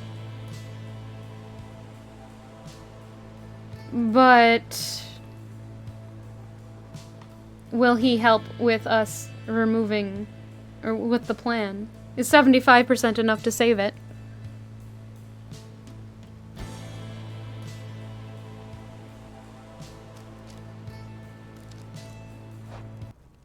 I don't know what to do.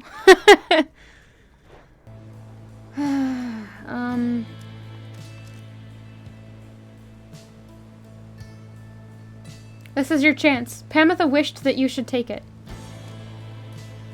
Your intention this night was for her to return to glory, and it shall be done. Or Orlek, who deserved his chance at freedom and it was stolen from him. I'm actually leaning toward Orlek. But I don't know if that's the right choice to make.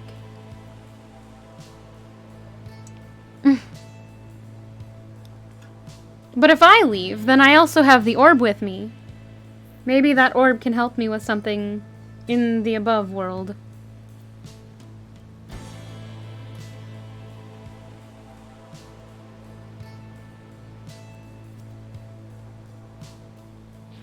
You can't really do a coin flip when there's 3 choices. Unless we're saying it's between Pamitha and...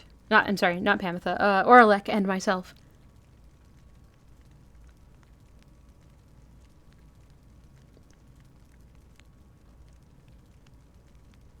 The imp pup was, yes, already ascended. Do more flips? What?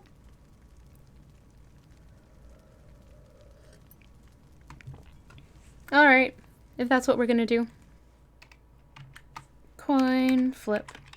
Alright, the first coin flip is going to be between me / Pamitha, or 1v2, then winner versus 3. Yeah. Okay, so it's... What? Twice. Yes. So, heads or tails? Tails will be Orlek. Heads is me or Pamitha. Or me and Pamitha.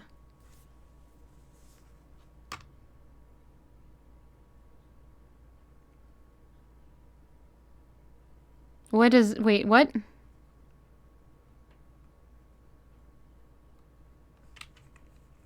So it's not Orlek.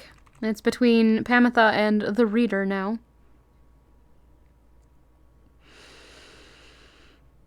Alright, you're gonna see toast? Alright, have a good toast. So heads is Pamitha, tails is reader. Tails is reader. 2 out of 3. So wait. What? Second flip is 2 out of 3. So I have to do 2 coin flips for Pamitha v. Reader? Is that what you're saying?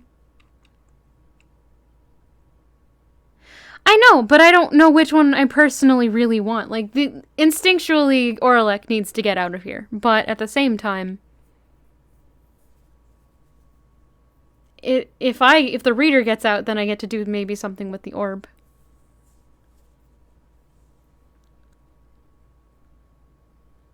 And then, you know, we did offer it up to Pamitha. It was my first thought. Blah. Fine. Worst case, we have to play the game again, but it probably won't be on stream. Does anybody object to me just shunting Orlek into the pool? Just kick him. We'll do it that way.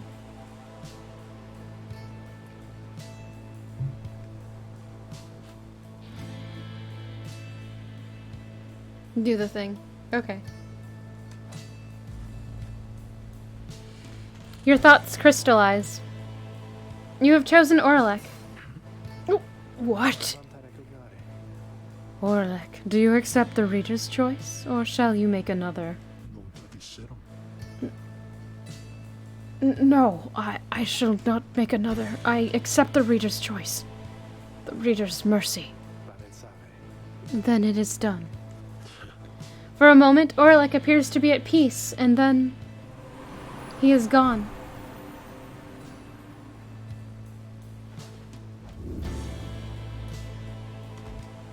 Godspeed, Orlek. By the scribes. No stars remain aloft. The cycle of the rites. It is finished. The Commonwealth. What shall become of it? What shall become of us? Nightwings. The opportunity to gain your freedom from the downside. Was it not enough? Nope. Of course not.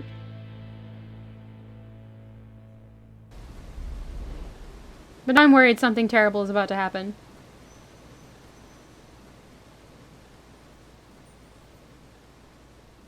Ah, I see. Okay. That night, the exile Orlek returned to the Commonwealth. He was to be the last. The stars had faded, and the cycle of the rites had run its course. He found the Commonwealth in a state of unrest. Spurred by the efforts of 5 liberated exiles, Wolfred Sandalwood's revolutionary plan had incited the masses. These exiles, and the starless sky, portend the return of the scribes. The rulers of the Commonwealth pushed back. Fighting broke out in the streets in spite of Sandalwood's intentions. It was then that the winged High-Wing remnants chose to strike. Allegations that the High-Wing remnants were in league with Sandalwood were never proven. However, there was no denying the result of the two-pronged attack. After enduring for almost a millennium, the Commonwealth had fallen. The new Saharian Union declared its sovereignty in the next year. Among the changes its elected leaders ushered in, they vowed never to cast their people into exile.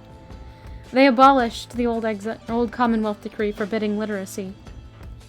Today, we still remember all of this. And we remember the exiles of the downside, whose deeds led to the dawning of our age, whether they returned or not.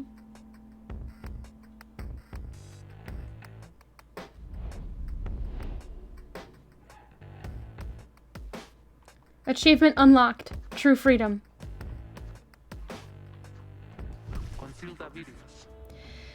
After her liberation, Jodariel soon became an icon of the movement that led to the collapse of the Commonwealth and the rise of the Saharian Union. Her military prowess and experience led to key victories and clashes against Commonwealth loyalists. Each time, she was able to subdue the opposition, avoiding lethal force. In the uncertain times that followed, Jodariel's seasoned expertise often came into play both in matters of security and of state. For instance, she conscripted and trained a team of volunteers in public safety. The community did not know what to make of such a cordial bunch at first, but soon came to value their service. They have stood for the people ever since, and we celebrate their founding day each year. She remained close with Hedwyn all through this experience, and they supported each other through their struggles many, many times. She kept an eye on May, who nonetheless demonstrated a surprising knack to get by on her own, though Jodariel was always willing to provide assistance, just in case. She continued training on her own, a regimen that grew stricter with each passing year. There were those who sought to train with her, and she sometimes obliged. There remained one other constant in her life. She would always remember her days among the Nightwings, and with fondness for the most part.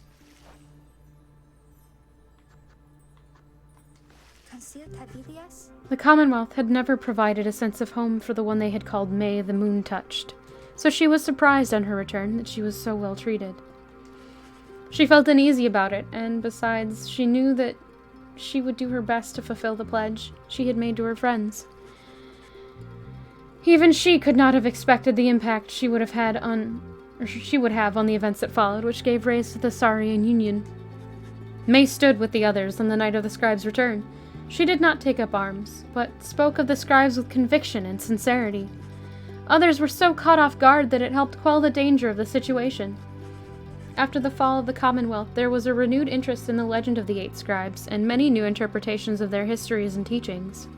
May found herself at the center of all this. Her way of speaking continued to compel a growing audience. She swayed many people from their astral beliefs. Soon the 8 Ward, which had lost favor with the people during the reign of the Commonwealth, sought her out and asked her to formally join them, and she did, right away.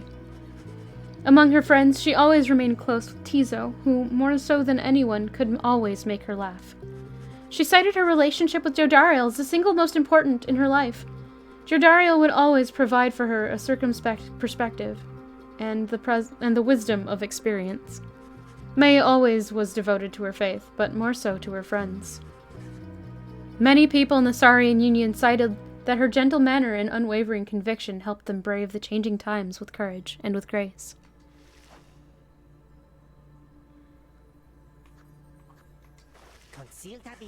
After Rookie Greentail earned back his freedom, he returned to a lavish welcome ceremony in the Commonwealth, as was the tendency for liberated exiles. It was everything he could have hoped for, and soon he was well off, surrounded by luxury and choosing between various exciting opportunities. Thank you for the GG, fool. However, he must have given in to his better judgment, and did end up siding with Wilfred Sandalwood's revolutionary forces as he promised. On the night of the scribe's return, Greentail kept busy barking orders to Wilfred's agents as the situation grew tenser. He took rather well to leadership.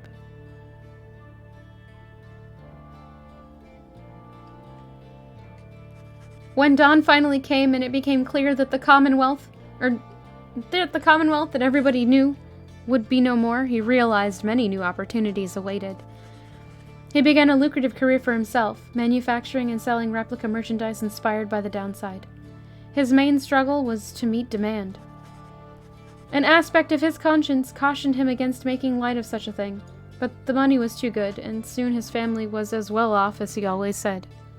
Greentail always did his best to keep in touch with his many friends, and knew that he owed his fortunes to them.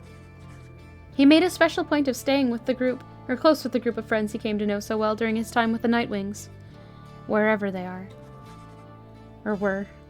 They shared a special understanding that put even Greentail at a loss for words sometimes.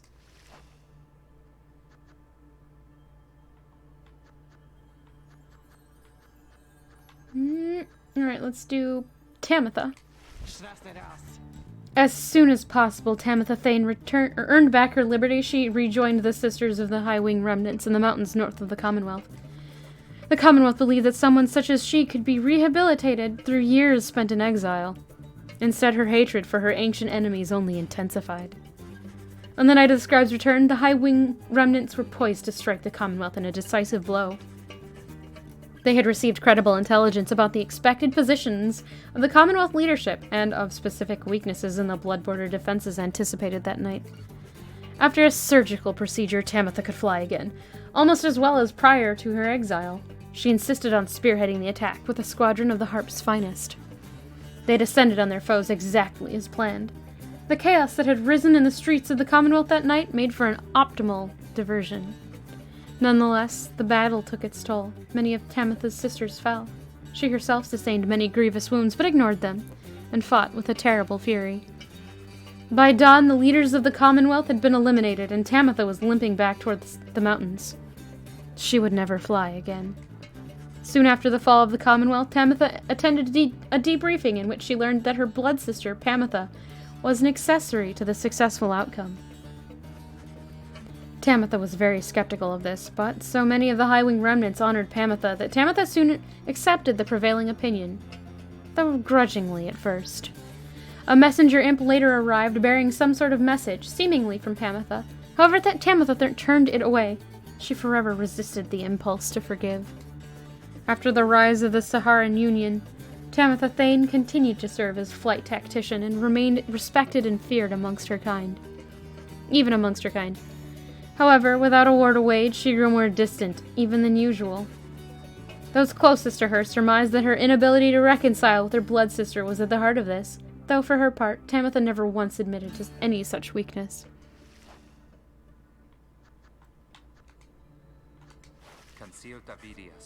After his liberation, Hedwyn was instrumental in the events leading to the fall of the Commonwealth, and was vital to the outcome of the plan.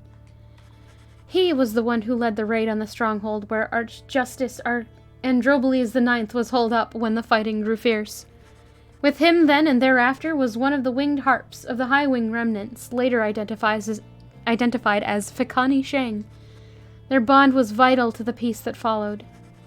In all his days as a leader in the Sauron Union, Hedwyn oft confided in his friend Jodariel.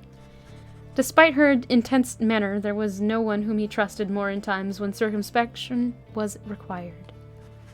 Hedwyn would often think back to the vow he made at the beginning of his quest for freedom. Although he cherished all the friendships he made, he had pledged to Jodariel, Rookie Greentail, and the Reader of the Nightwings that they might all be free again together.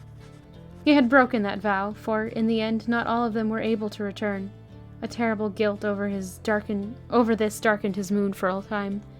However, the others whom he still knew lifted his spirits, much like he had often lifted theirs. All of the Nightwings knew the stakes. While the others who stood with the Nightwings were not all able to remain in contact, thus Hedwyn thought of each of them often, and so, in turn, did they oft think of him.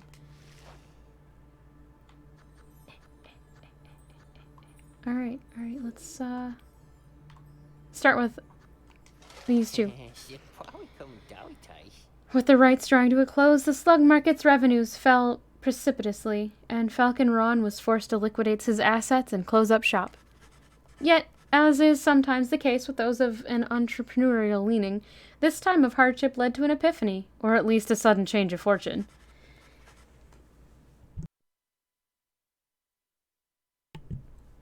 One day, Falcon Ron had a run-in with a messenger imp bearing news from the other side. Ron gave it one of his remaining trinkets, which could not be sold. The following week, the messenger imp returned to him, bearing a tidy sum of wealth in the newly minted coinage from the Saurian Union. Falcon Ron cut a long-term deal with the messenger imp, then and there. Though his trade remained a gray area from a legal standpoint in the Saurian Union, the newfound fame of the downside caused Falcon Ron's goods to explode in popularity. He later signed an elaborate agreement with Big Bertrude's, and found a distribution partner on the other side through Rookie Greentail, whose business had expanded. Especially in the Saurian Union, Falcon Ron's goods are still known for their superior quality, though he assumes no liability for any side effects.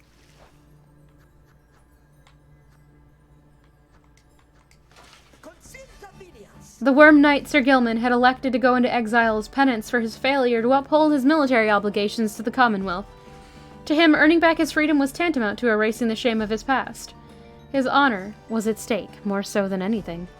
Yet when it became clear to him that he would not go free again through the rites, he readily accepted the outcome, for he knew, by then, that much more was on the line. He regretted not having a chance to contribute directly to the events that transpired in the Commonwealth, though he was pleased to hear the outcome. The conclusion of the rites and the fall of the Commonwealth made clear to him that his days as a knight had ended. He declared to all those in earshot that he would never fight again. Unless, of course, there arose some other extraordinary set of circumstances, again requiring him to fight, but he certainly hoped not. Hot cocoa!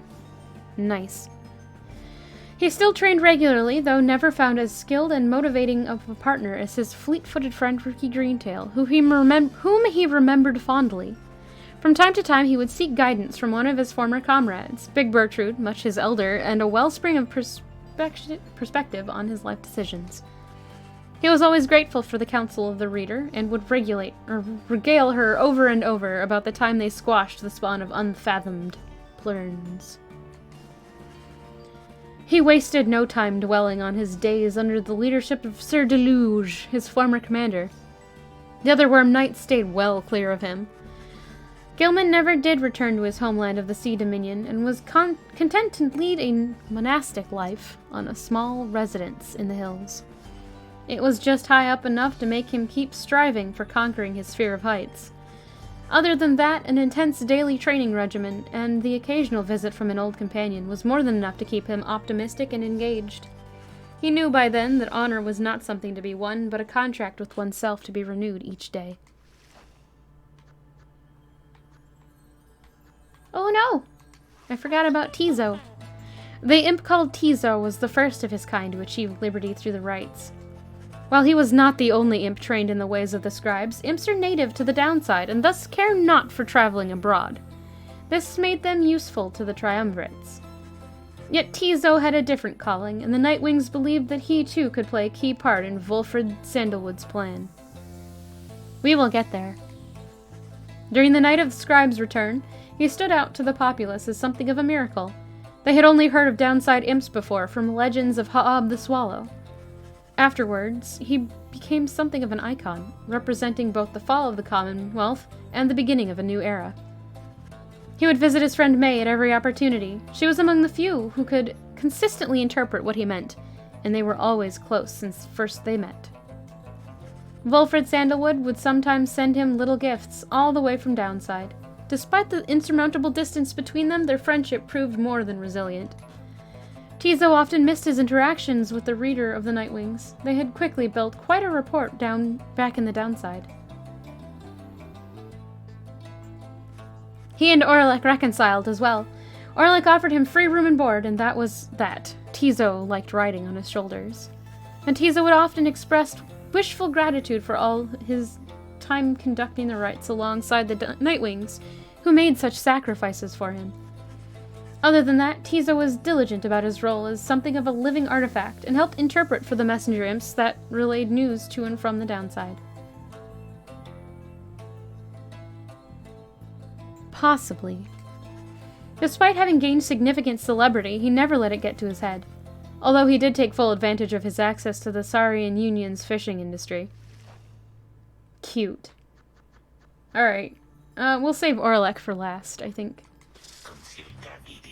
Several exiles from the Nightwings cared more for the plan of Sandalwood than to return home from the Downside. The crone called Big Bertrude was a prime example. She had found a suitable environment to live within the dismal region known as Flagging Hands. There, she had built up a thriving place of business, known to many exiles in the land. With the rites having ended, she returned to her preoccupations, working away almost as though nothing had happened. When one gets to be more than 400 years of age, perhaps even monumental events such as the culmination of the rites or the collapse of the Commonwealth are seen as trifling matters. Much of her effort was doubtless due to the influence of Sandalwood, someone whom she had admired now for decades. He had made clear that he could not requite her feelings for him, but what could have been a hurtful dismissal led only to a deeper understanding between them. She maintained an unlikely kinship with the harp, Pamitha Thane, whom she had known during their time together on the Nightwings. They each had different strategies for dealing with life's day-to-day annoyances, a subject that they both found vital, if not fascinating, to no end. By and large, Bertrude kept focused on her work, whether casting small enchantments or imbuing talismans. The work brought her a sense of purpose, she would say. In the Commonwealth, such services were strictly forbidden, but in the Downside there was a real need for simple luxuries, which competing slug market could not always provide. Thus did Big Bertrude continue to live up to her name, and the tales of her days with the Nightwings made her that much more the living legend. When the cycle of rites ceased turning, Wulfred Sandalwood turned toward the starless sky and closed his eyes and prayed. It was all that he could do at that stage of his plan. He aspired to assemble with liberated exiles representing each of the 8 largest ethnic groups composing the population of the Commonwealth. They would stand together as a vision of the 8 scribes returned, inspiring the masses to embrace an older set of values from before the Commonwealth had tightened its grip. With the rites ending sooner than expected, this ideal scenario became impossible. Sandalwood's own freedom, for instance, was now forfeit, yet the plan did have contingencies. Word reached him that on the night of the scribe's return, several of his fellow liberated Nightwings stood together and their voices echoed through the streets. It was vital to Sandalwood that this stand against the Commonwealth be peaceful in its nature, but this proved to be untenable, especially after Highwing remnants appeared. There was speculation that their well-timed assault may not have happened by coincidence, though Sandalwood denied any involvement and regretted the bloodshed. Nevertheless, the main thrust of the plan had been achieved. Sandalwood kept busy after that, as much as possible, providing counsel from afar to those who would be at the forefront of the birth of the Saurian Union. Of course, being stranded in the downside meant that there was only so much he could do. Resting assured that the future of the nation was in capable hands, he turned his attention to the remaining exiles of the downside. They might never return to that new nation, but at least they could experience its triumphs and its struggles in some vicarious way. So he took to his old work, writing and printing. As literacy began to spread through the Saurian Union, so too did exiles of the downside take to it. For his part, Sandalwood helped teach as many as he could. More than that, he provided the material to read, a semi-annual report about the latest events both in the Saurian Union and the downside. This periodical gave many exiles something to look forward to. Husky puppy, what? He welcomed the company of the reader of the Nightwings at every opportunity, and counted her a trusted friend and a keen editor. He was pleased to hear that his one-time friend Orlek had once more become a productive part of his society. No. Yet he spoke little of their time together. As Wolfred Sandalwood gained more fame throughout this land for all his sacrifices and his contributions, it is said that he remained steadfast about two things. Vampire, thank you for your contribution to the Pet Stream Challenge. No, corgis nip at ankles. Also, they're bad to have with cats. Because of that. They have a bit of a prey drive. So do huskies, for that matter. The first was that the cause itself ought to remain in focus, the freedom that the people had achieved. It was a gift to be cherished, a set of values that needed to be nurtured. I'm actually not a big fan of Scotties. They bark a lot. They're also,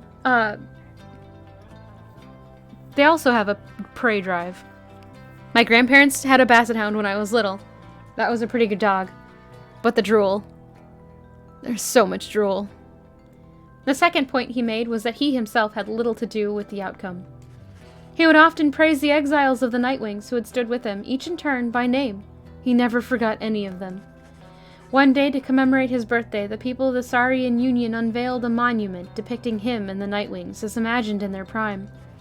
While Sandalwood did not learn of it until much later, it is said that he was moved to tears then by the gesture. It has since ensured that those of us with memories more fallible than that of Sandalwood likewise remember the achievements of his fellow former exiles and our cause.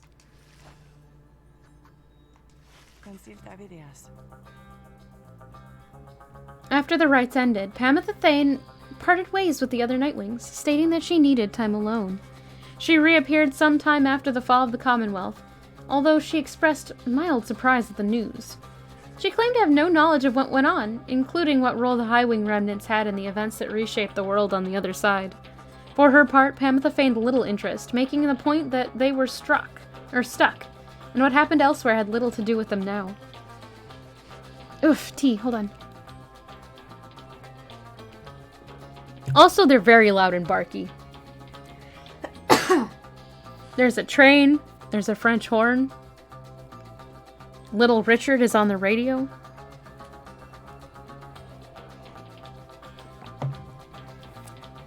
Ugh. Someone with whom she kept in contact was the bog dweller called Big Bertrude. They would discuss all sorts of matters long into the night, and sometimes hunt together too. Your Bassa was quiet, that's surprising. Pamitha never saw her blood sister again, though did hear of her. By some accounts, Tamitha played no small part in the historic last days of the Commonwealth. In turn, Tamitha must have heard something of her blood sister. However, she never responded to Pamitha's attempts to contact her. Tamitha did not expect forgiveness from her at any point. Nonetheless, she kept on trying to reach out and said to ruffle up her feathers just a bit. Having long since felt as though she had no home to call her own, Pamitha continued traveling about the downside. As the tempest swept across the land, changing its features, she found in it a sublime beauty, and in the starless night she still could see just fine. She said such travels tended to remind her of when she was younger and could fly unfettered.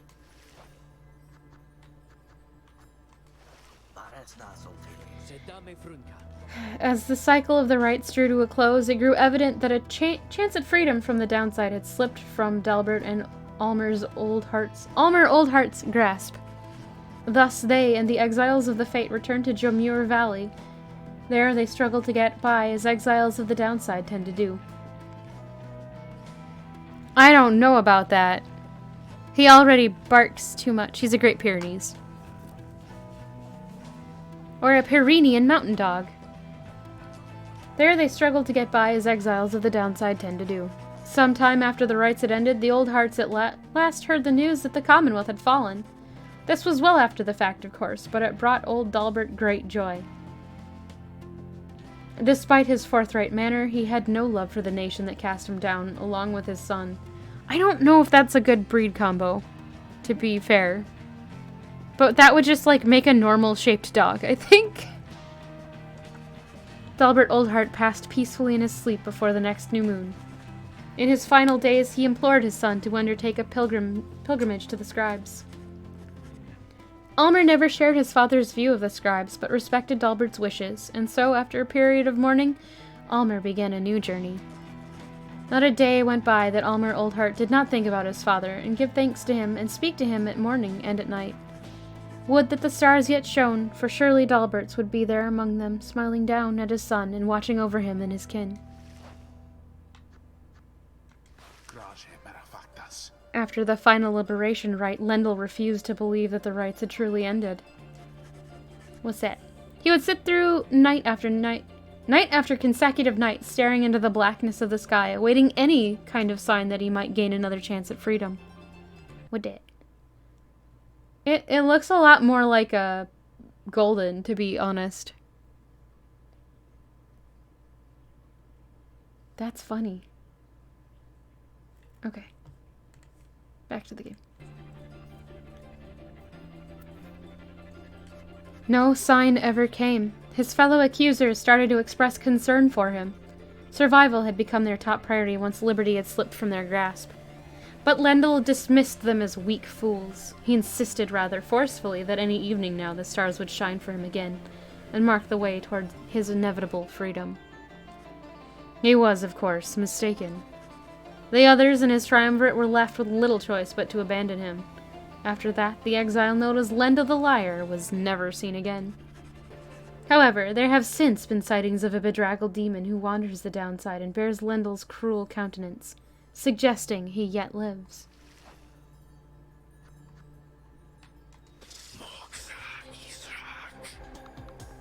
A little bit of water.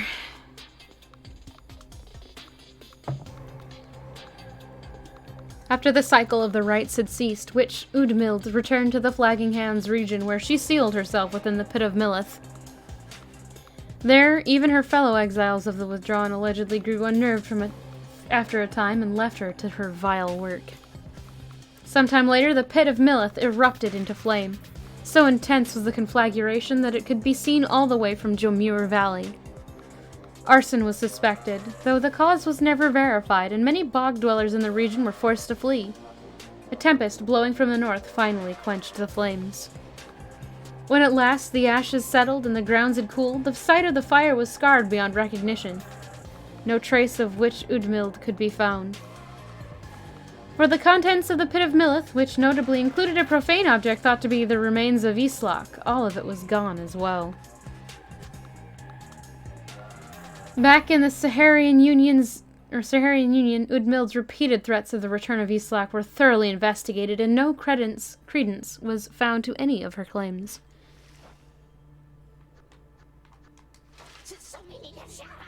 All his life, Sir Deluge had fled from one danger, only to find himself facing another.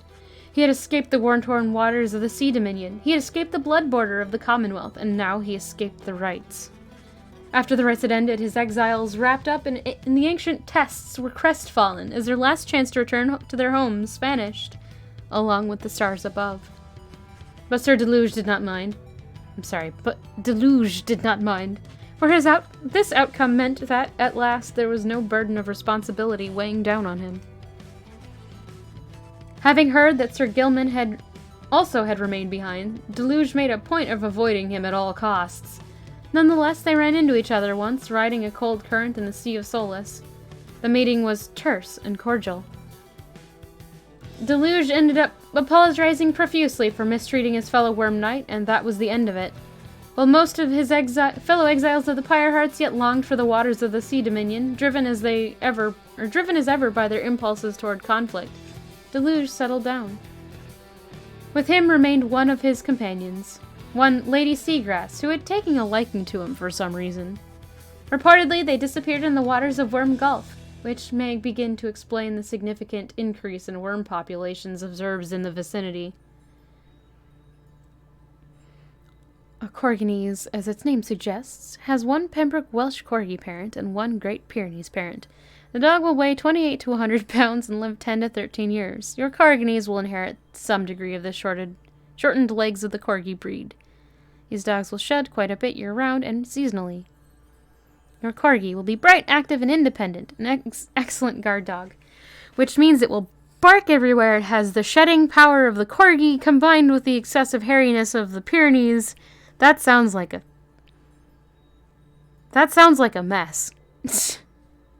28 to 100 is quite a weight range. Reportedly, they disappeared in the waters of the Worm Gulf, blah, blah, blah. We already read that. Okay. Barker Ashpaw never had much interest in returning to the Commonwealth, for he always found its bylaws to be stifling. So when the rites ended, he did not care at first. He soon grew very bored. The rites had given his life a certain sense of structure he had always needed. He missed the raw anticipation of it all. He decided to continue conducting the rites for the thrill of it. He bent some of the rules and replaced some of the objects, but it was close enough. His packmates, the dissidents, proved more than happy to participate, and thus they ran against each other back in Jomure Valley. Gradually, other exiles familiar with the rites, as well as those who had not heard of it at all, started to take an interest. They ended up giving Barker Ashpaws some healthy competition. His old feud with Rookie Greentail ceased meaning anything to him, and he forgot all about it amid his new pursuits. Ultimately, even Barker Ashpaw, who had led such a directionless existence to that point, found something of a calling through the rites. Whether he took the rites less seriously than any other exile of his time or more was oft debated among those who watched him work.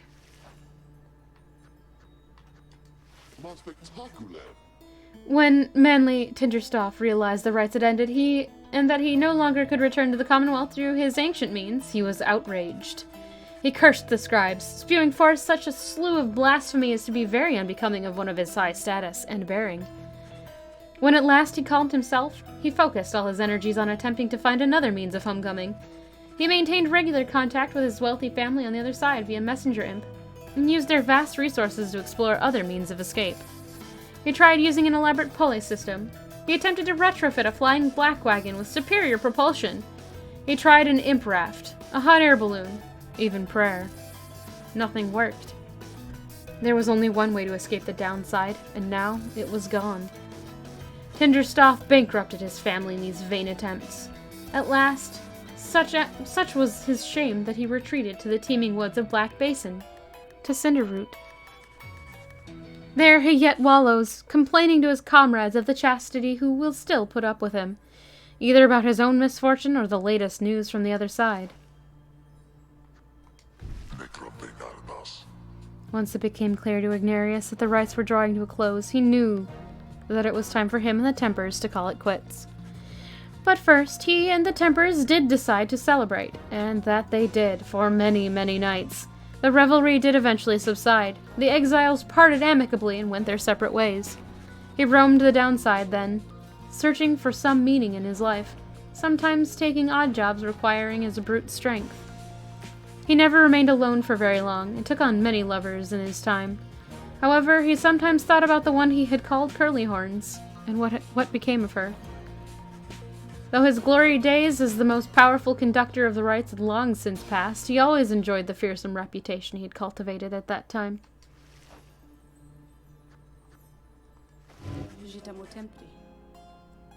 After the cycle of the rites ceased turning, records of what happened to the Black Wagon of the Nightwings became inconclusive and contradictory. Some accounts suggest that the exiles of the Nightwings who remained in the downside continued to make use of the Black Wagon as their place of shelter and their means of travel. However, there is no record of what happened to the wagon's contents, such as the Book of Rites or the Beyonder Crystal said to be haunted by the apparition of Sandra the Unseeing. One possibility is that when the lone minstrel took his leave, he took the Beyonder Crystal with him, for he was thus obliged. By this line of reasoning, however, the Black Wagon itself should have been taken also. Others remain skeptical that the Beyonder Crystal ever existed, or rather that the visions that it granted were were anything other than the result of an active imagination or a fever dream. The bog dwellers of the Sudden Bogs offer still another explanation, for they are familiar with binding enchantments. If there existed such an object in which the Sisters of the Ark had been expelled for more than 800 years, then the enchantment could have expired along with the light of the stars. What this would have meant for Sandra and the Beyonders is difficult to say for certain, other than it may have meant they were finally released. A spectral triumvirate banished for eternity and trapped within the rites, led by the wraiths called Sandra the Unseen. Nevertheless, the fates of Sandra and the Beyonder Crystal remain unknown. Yet those exiles of the Nightwings who claim to have seen this apparition all spoke of her with degrees of reverence, or perhaps a little fear.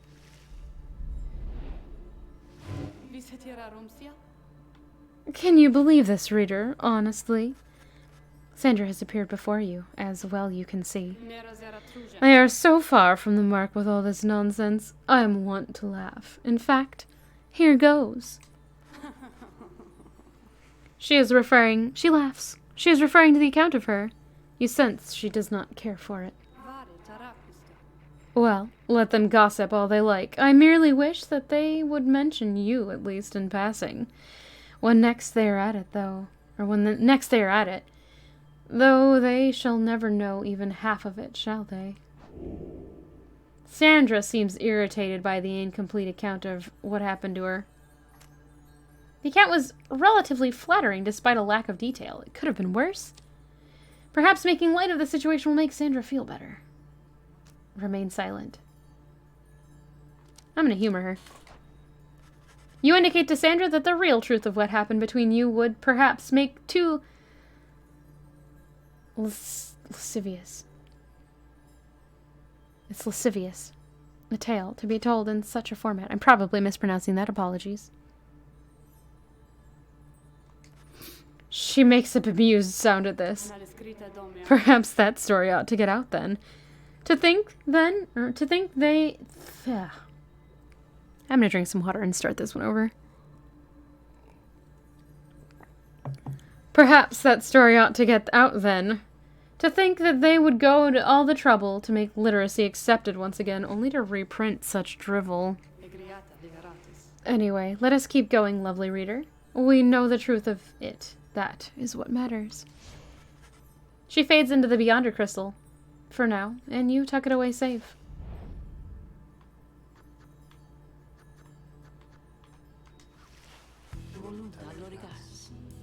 After the cycle of the rites ceased turning, the lone minstrel bade the remaining Nightwings take the After the cycle of the rites ceased turning, the lone minstrel bade the remaining Nightwings to take the Black Wagon and seek their fortunes elsewhere in Downside. Their parting was heartfelt but brief. He remained there at the summit of Mount Elodiel with Celeste, where the two of them would chronicle the final outcome of the cycle. Neither Tarek nor Celeste were ever seen again.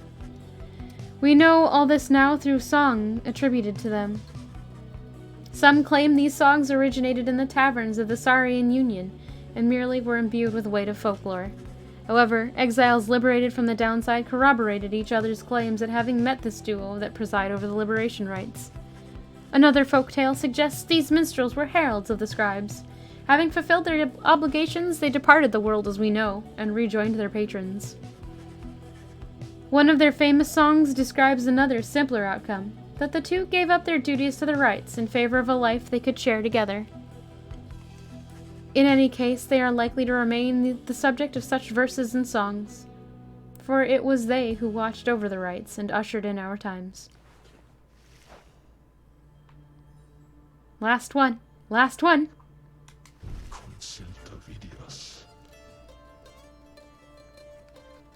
In the aftermath of the final liberation rite, Oralek at last returned to his nation, one he had not seen in nearly 2 decades. He scarce recognized it. After all, it was in the midst of transformation, a social and cultural upheaval sparked by Wolfred Sandalwood's plan. When Oralek witnessed the people of the Commonwealth gathered in solidarity under the black sky there on the night of the scribe's return, he looked on in silence for a time.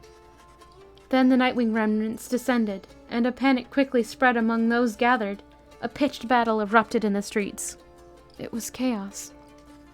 Oralek observed all this, then took a step toward the fray. He knelt beside the closest injured man to him. He staunched the man's bleeding and set an injured leg, then pulled him to a safer corner in the street. Oralek's old abilities as a physician had not left him during all his years. Thus did he aid as many as he could through that night, until the danger passed. History would know him as the Demon Doctor, a term of endearment that stuck even after his horns started to recede. He lent his skills and services through the birth of the Saurian Union. The one he had called the Shadow of the False Nightwings was someone whom he thought of often. He knew he owed his freedom to her. Having witnessed the aftermath of Sandalwood's plan, Oralek understood at last what his former companion wanted. Years ago, they conceived a version of this plan. Now, Oralek found he wished Sandalwood could be present to witness the reality of it. Oralek later reunited with Tizo, who took residence with him in some ways similar to how they lived in the olden times. The imp always enjoyed his company. Alone with his thoughts, Oralek would sometimes visit the memorial to the fallen leaders of the Commonwealth. Though, other than such appearances, and notwithstanding his duties as master physician of the state, Oralek had led a very private life. Few would have guessed that he once was one of the most accomplished rites conductors in the history of the Nightwings. History, of course, shall ensure we shall not forget. Ugh. There is one more account which warrants mention. The Nightwings conducted the rites under the guidance of a reader. Little is known of her. However, some accounts of her begin to paint a picture. We know she was of common birth, weak-framed though raised with a penchant for learning. The journey to the downside left her close to death. It was then that the Nightwings found her. They brought her from the brink. She showed them the path. She pressed onward with the others, longing always to regain her freedom. Thus did the cycle of the rites commence its final turns. When the rite finally arrived, the reader's freedom was at stake. In the end, however, she remained in exile. From that point on, accounts of her diverge. It is said the voice which troubled her she never heard again. Some say she sailed across the Sea of Solace, though whether that is true, only she knows. Some day, perhaps, that reader's own star shall emerge. Then it shall pierce the dark of the night in all its brilliant glory, until such a time, and ever after, all of us give thanks. Their journey began on a barren waste where the reader arrived, afraid and alone.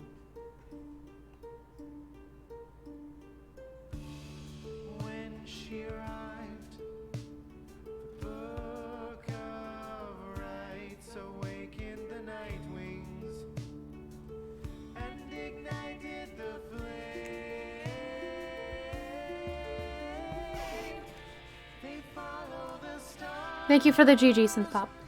And yes, this is the ending. Together, strands in our brain till the end.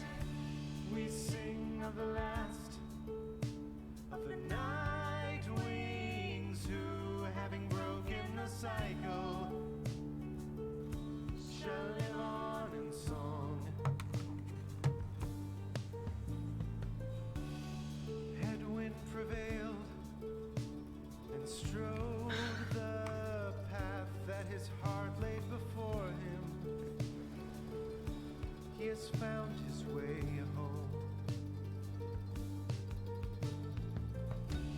Captain Joe Dariel, mother to many a foundling. She has found her way home. Rookie Greentail has proved his worth and returned to his family. Thank you for the GGs. And also thank you for your contribution to the Pet Stream Challenge. They follow the stars, bound together, strands in a braid till the end. The moon-touched girl hears the scribe. There was a lot more hope in this ending. They have guided her. Hey, Tankblade.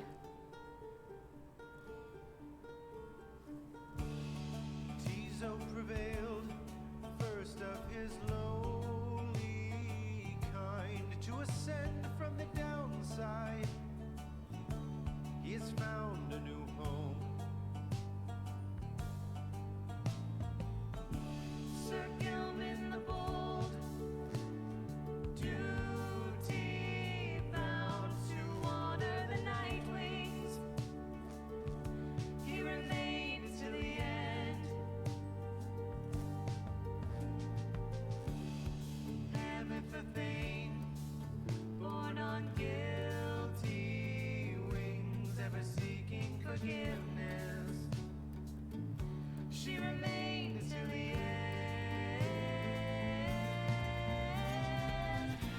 They follow the stars, bound together,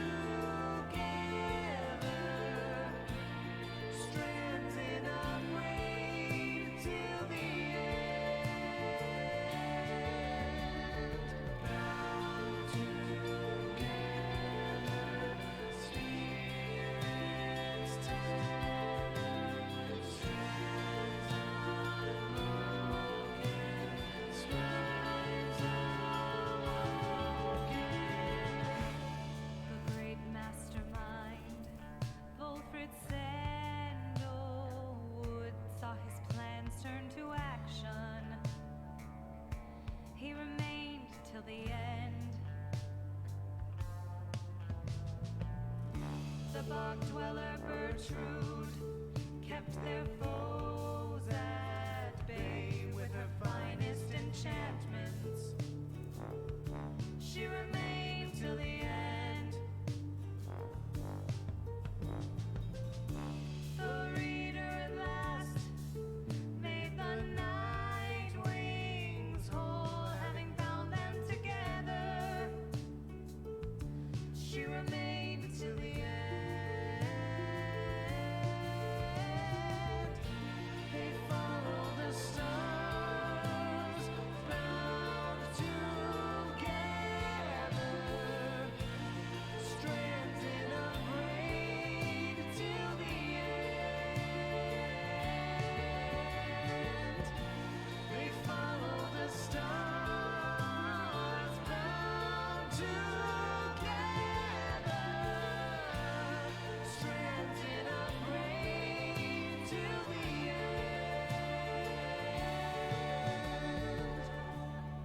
Now at the end, as we bid farewell and return to the stars, we shall find our way home.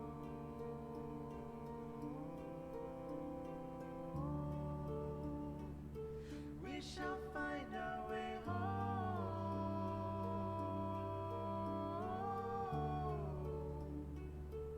We shall find our way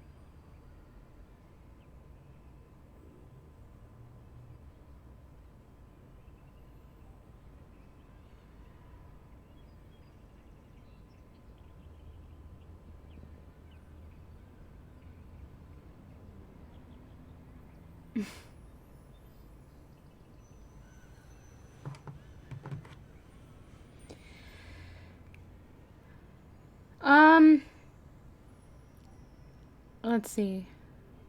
Story, I really like the story. It definitely did a good job of... What?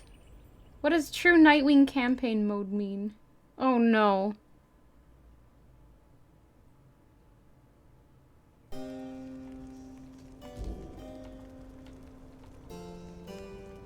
What does that mean?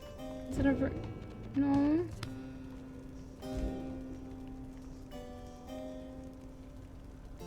I'm confused.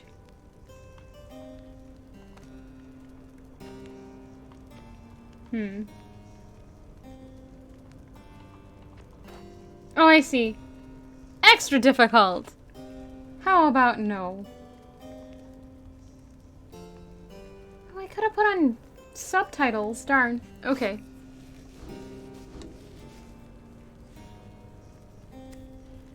The story was good. It did a pretty good job of making things reasonably tense. I really liked most of the characters. They all had a pretty good individuality that I really appreciate in stuff like this. Let's see what else. I do have questions, but that's, you know, part of good storytelling is to leave somebody wanting more.